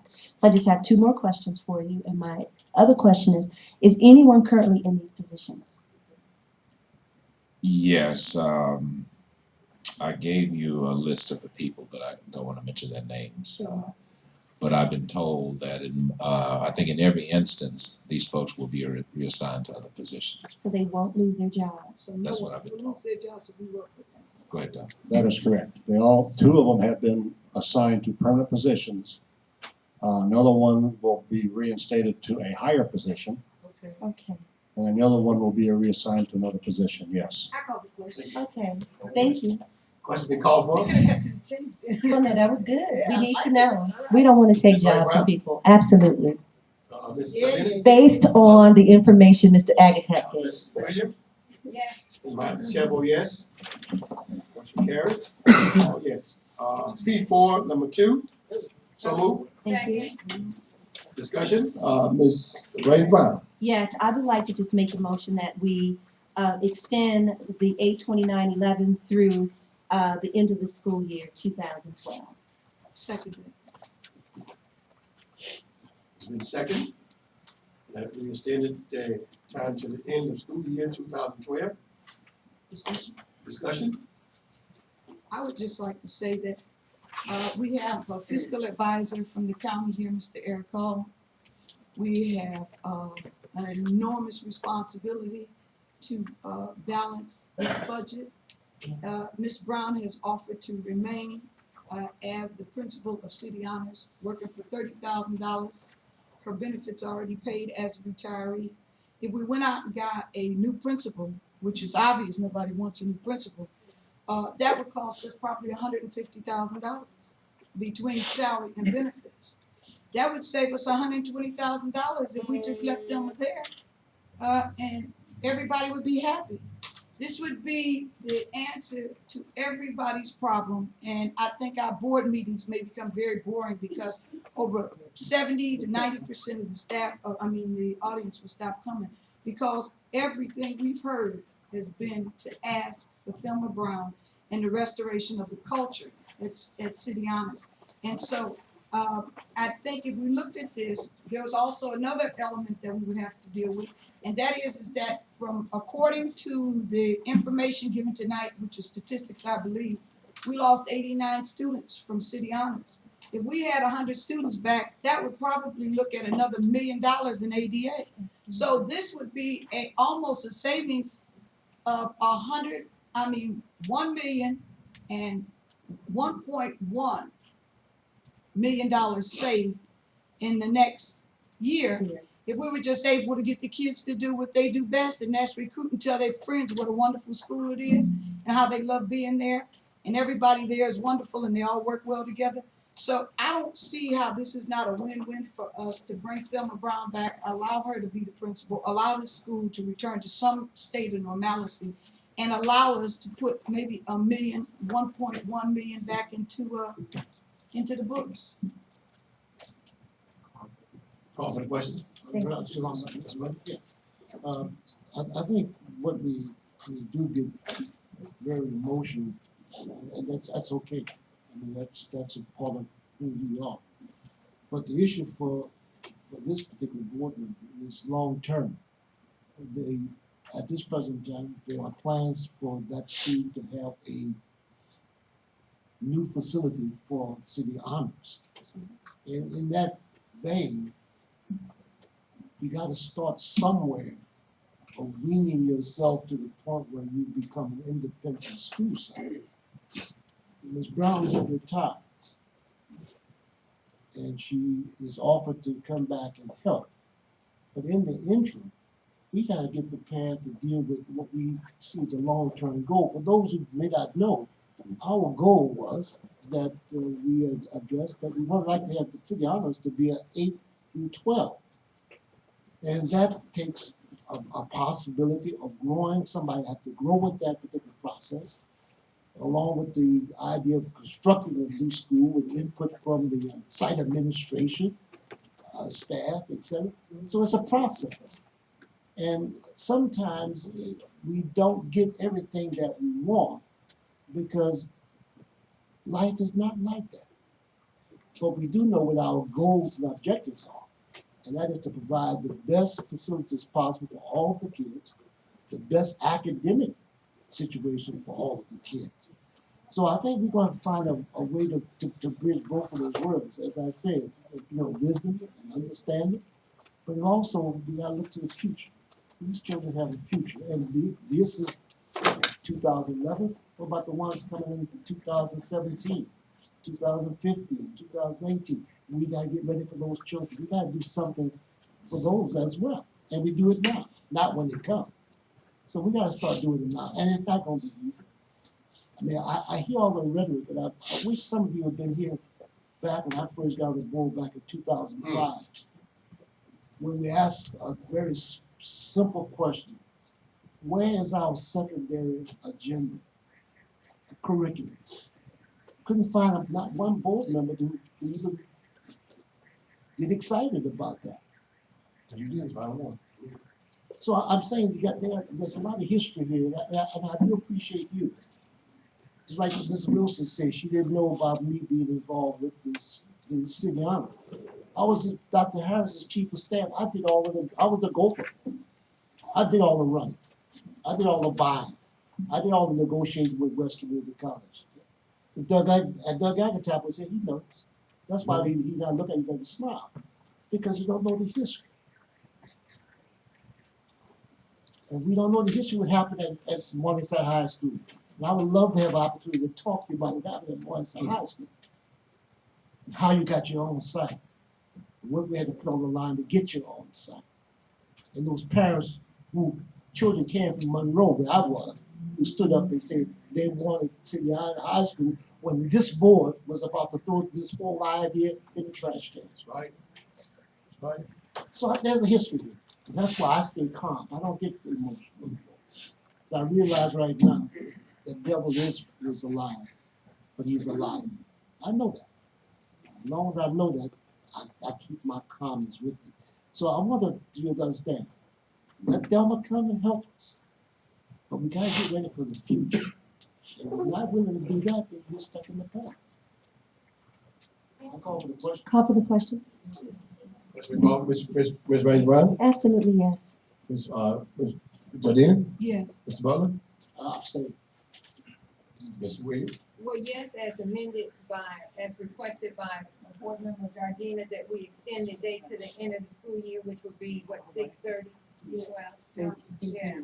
6:30, 12. It was me, Ms. 6:30, Raines. 12. Ms. Raines Brown. Then we extend her stay until the end of the school year, 6:30, 12. And I vote yes.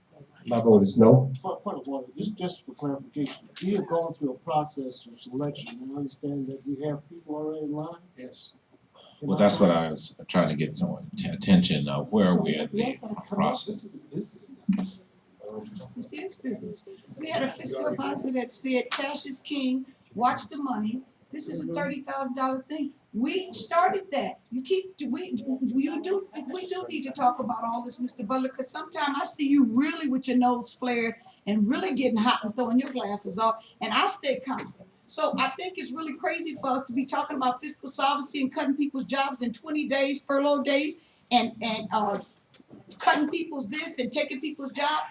And then we try and talk about 2016, 17. The world might not even be in 2016 to 17. But we know one thing for sure, and that's these kids are here and they expect an education. And they have every right to be in an environment that's nurturing and educating them. And this motion has passed. I hate to tell you, this train pulled out the station. Ms. Williams, Ms. Jardina, and Mrs. Raines Brown. So we should go to the next thing, okay? All I was asking, what are we gonna do with we have as I understand, a interview process that we've interviewed people, screened them, and you're ready to go to a final at this present time, am I right? No. No, Mr. Butler, we've screened. Excuse me. Excuse me, Mr. Superintendent, you would like to respond? Yes, I was just asking where we were in the process. We haven't started the interviews yet, I know that. No, the process is we have applicants, and there have been applicants that have been questioned for interviews, but we have not held any interviews to date. And Mr. President? Yes. Thank you. I had already asked those questions in our BIL, and we were informed that the process had not started. Thank you. Thank you. Move to the item in business services. Item C in business services. Do you have a motion? Second. Discussion, Mr. Butler?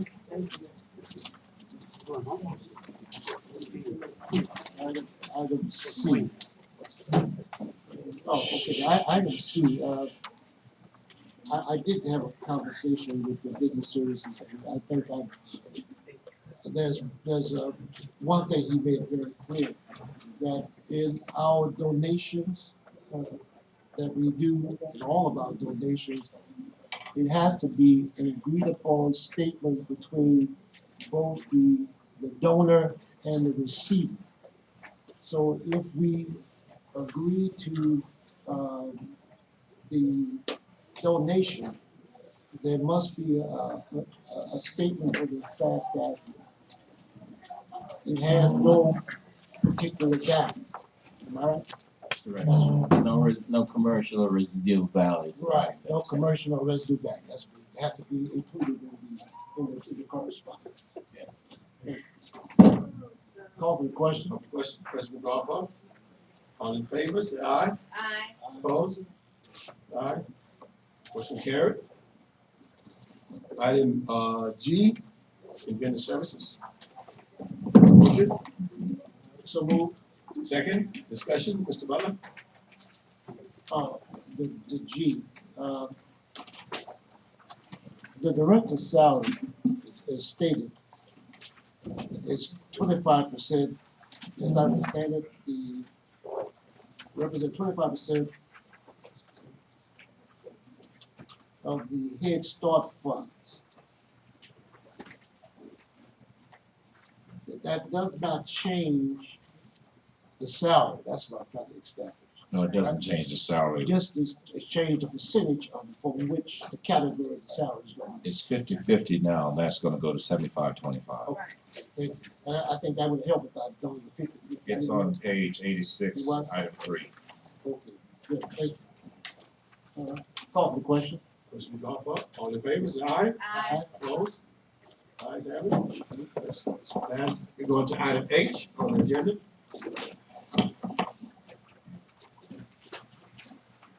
So moved. Do we have a discussion? Do we have a second? Second, yes, Mr. Butler. I was impressed with the item in regards to the field trip. My question is, how are we going to select those students to participate? That's my first one. And is this a school sponsored activity, or who's sponsoring? What school is sponsoring and what? No, it's not a school-sponsored activity yet. It will be a district-sponsored activity so that our students can attend if it's board approved. Okay. Mrs. Raines Brown has been able to secure, I think, about 100 tickets. And so what we'll do, like we did last year when the students went to their animation, we'll try to come up with a percentage based on the schools so that we have equal number of participants based on their percentages in the population.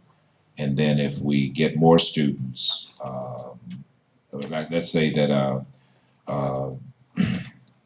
school like Inglewood, which is our largest school, we probably have more spots for students at Inglewood. We try to do it proportionally that way. And we would basically ask for students that wanted to go. Now, in order for this to pass, we have to have some certificated chaperones from the schools. So, we'll work with the principals to try to make that happen. Thank you. Call for the question. Question Goff, all in favor, say aye. Aye. Opposed? Aye. Aye. Ayes have it. Passed. We go into academic services. Item PP, all the way in back.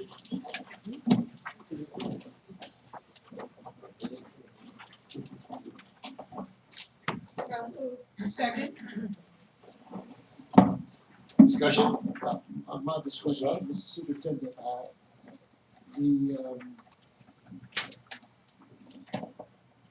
this is something Ms. Grisby always used to say.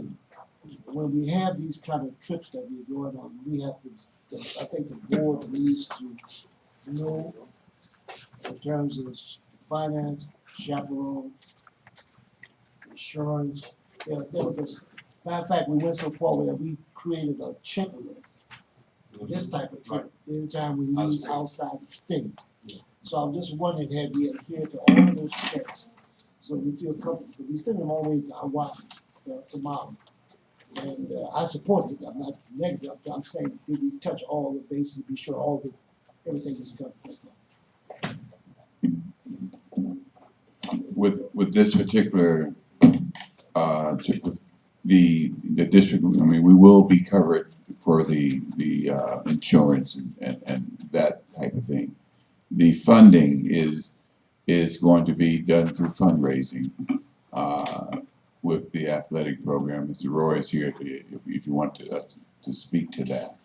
They will need for the district to, in a sense, like for the airfares, you want to try to get those early in order to get the discounted rates.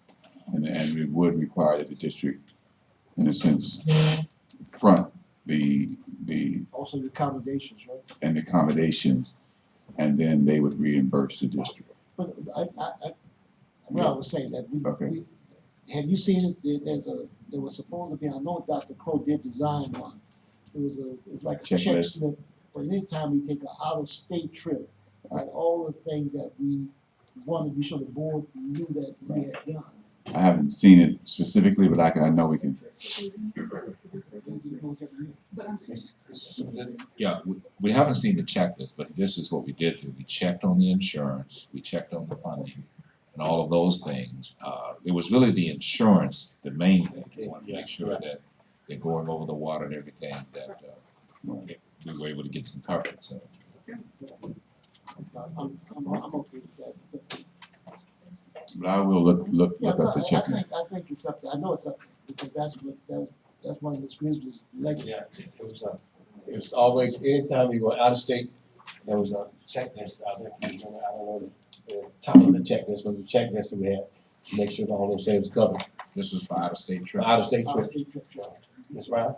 I had stepped out, so I. Oh, yeah, I know the item that we're on, but I just want to make sure that, and I'm probably writing on the same thing that you're talking about. I'm hoping, I was actually talking to some of the LASTA members, and I was asking them about funds that we could actually use to help pay for the trip. Are you guys talking about that part? Oh, good, so we're gonna, okay. No, we have a checklist that we're worried about that is insurance and Yes. staff. Okay, got that part. Yeah, I understand that part in terms of the chaperone, because, right, and that's for any trip that we take, and especially when it's over waters. But that's a checklist that we already have in place. But my concern is, in addition to that, hoping that we could find some money to help defray the cost. So if the cost is $10,000, that the district can come up with $5,000 to assist the trip. Because as the members of LASTA was telling me, you know, and some of them are on the board at Burbank and Cerritos and just all over, they said you can do that. It's like the airfare is just like a bus, renting a bus, except you're using the airfare as transportation. So I'm just hoping that we could help maybe donate or 10,000 or 5,000 to help towards this trip. That's good, we can look into that. Thank you, Ms. Williams. I think that, Mr. President? yeah, Mrs. Sardina, Yeah. go ahead. Tonight, I donated $500 of my travel money for the books and paper and whatever was needed at City Honors. And Coach Roy, this is for you because I got nothing but mad love for you. I want to donate $1,000 of my travel money. I do. I do. I got Sylvia, see, I told you. We cut it. We didn't have a 3,500. That's right. And I said we should keep it so we can help cases like That's what this. she No, said. I got $1,000. Don't worry about it. I want my money to go to the basketball. I know that's right. This kind of activity, we really shouldn't be using the unrestricted general fund because we've been assured that we're gonna have the money for these youngsters. Oh, all right. Right, and I agree with that in the event that we have been assured. I'm just saying if we could maybe come up with additional, maybe just $5,000. And I checked with them and it's not a gift of public funds. You know, they provided, I had LACO provide that information to me. We had it on the agenda at our board meeting so that we could discuss it and I could have other people discuss it with me. So their legal information said it is not a gift of public funds. So I'm just hoping that we can add just an additional maybe 5,000 or 6 or something. And we're not asking for 20. I understand, but in the event that they don't make it, still, this is our team going someplace with our kids. $5,000 is not a lot of money. And Ms. Williams had already seconded. Thank you. Any other discussion? Ms. So call for the question. Call for the question? Yes. Question call for all in favor, say aye. With that friendly amendment. With the friendly amendment. Yes, of $5,000. Aye. Aye. Ms. Williams? With the amendment that the school district will raise $5,000. Aye. Put in $5,000 for the trip. The motion carried, all 5 aye. If they don't give them the money, which they are. Yeah. That's it, Mr. Roy? Thank you so much. Mr. Thompson, you there? Excuse me. Excuse me, this is exhausted our agenda for, item. We back to our public non-agenda items. Our non-agenda item. Did we talk about these contracts? Did I miss that? Yeah, we covered that. We had a few of these that we said were like actually in the satisfactory, that were unsatisfactory. Yeah, he moved those. If you looked at that, No, I know. he recommended that not be, we recommend that not to be approved, so it's in there, Okay, cause I looked at some that were actually in the satisfactory, that were actually unsatisfactory. But overall, it wasn't, it's just one school had unsatisfactory, but the overall, other schools had satisfactory.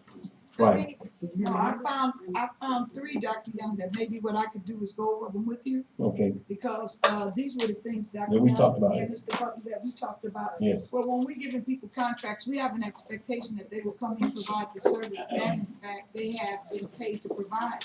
And when we look, and people that are having direct contact with them are rating them unsatisfactory and that they are not performing, and there may be two kids and neither one of the kids' scores grew, they actually digressed, it's very worrisome to me, considering that they have a contract with us. And we do not want to send that impression that you can come to Inglewood and get paid and not do what it is you're supposed to do.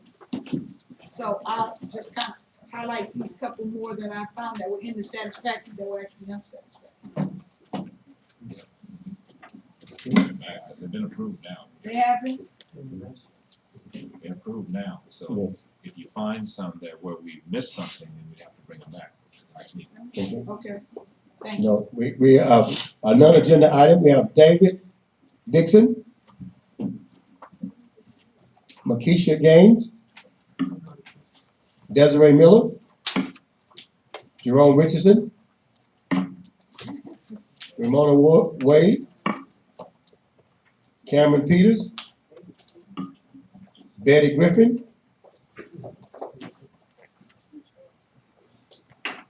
Danny Bador, Sabra Araya, Tariq Berry, Michelle Johnson,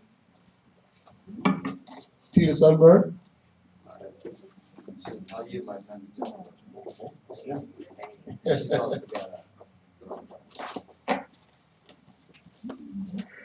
Good evening, board, fellow teachers, students, and community. My name is Jennifer Withrow, and I'm the Vice President of the Inglewood Teachers Association.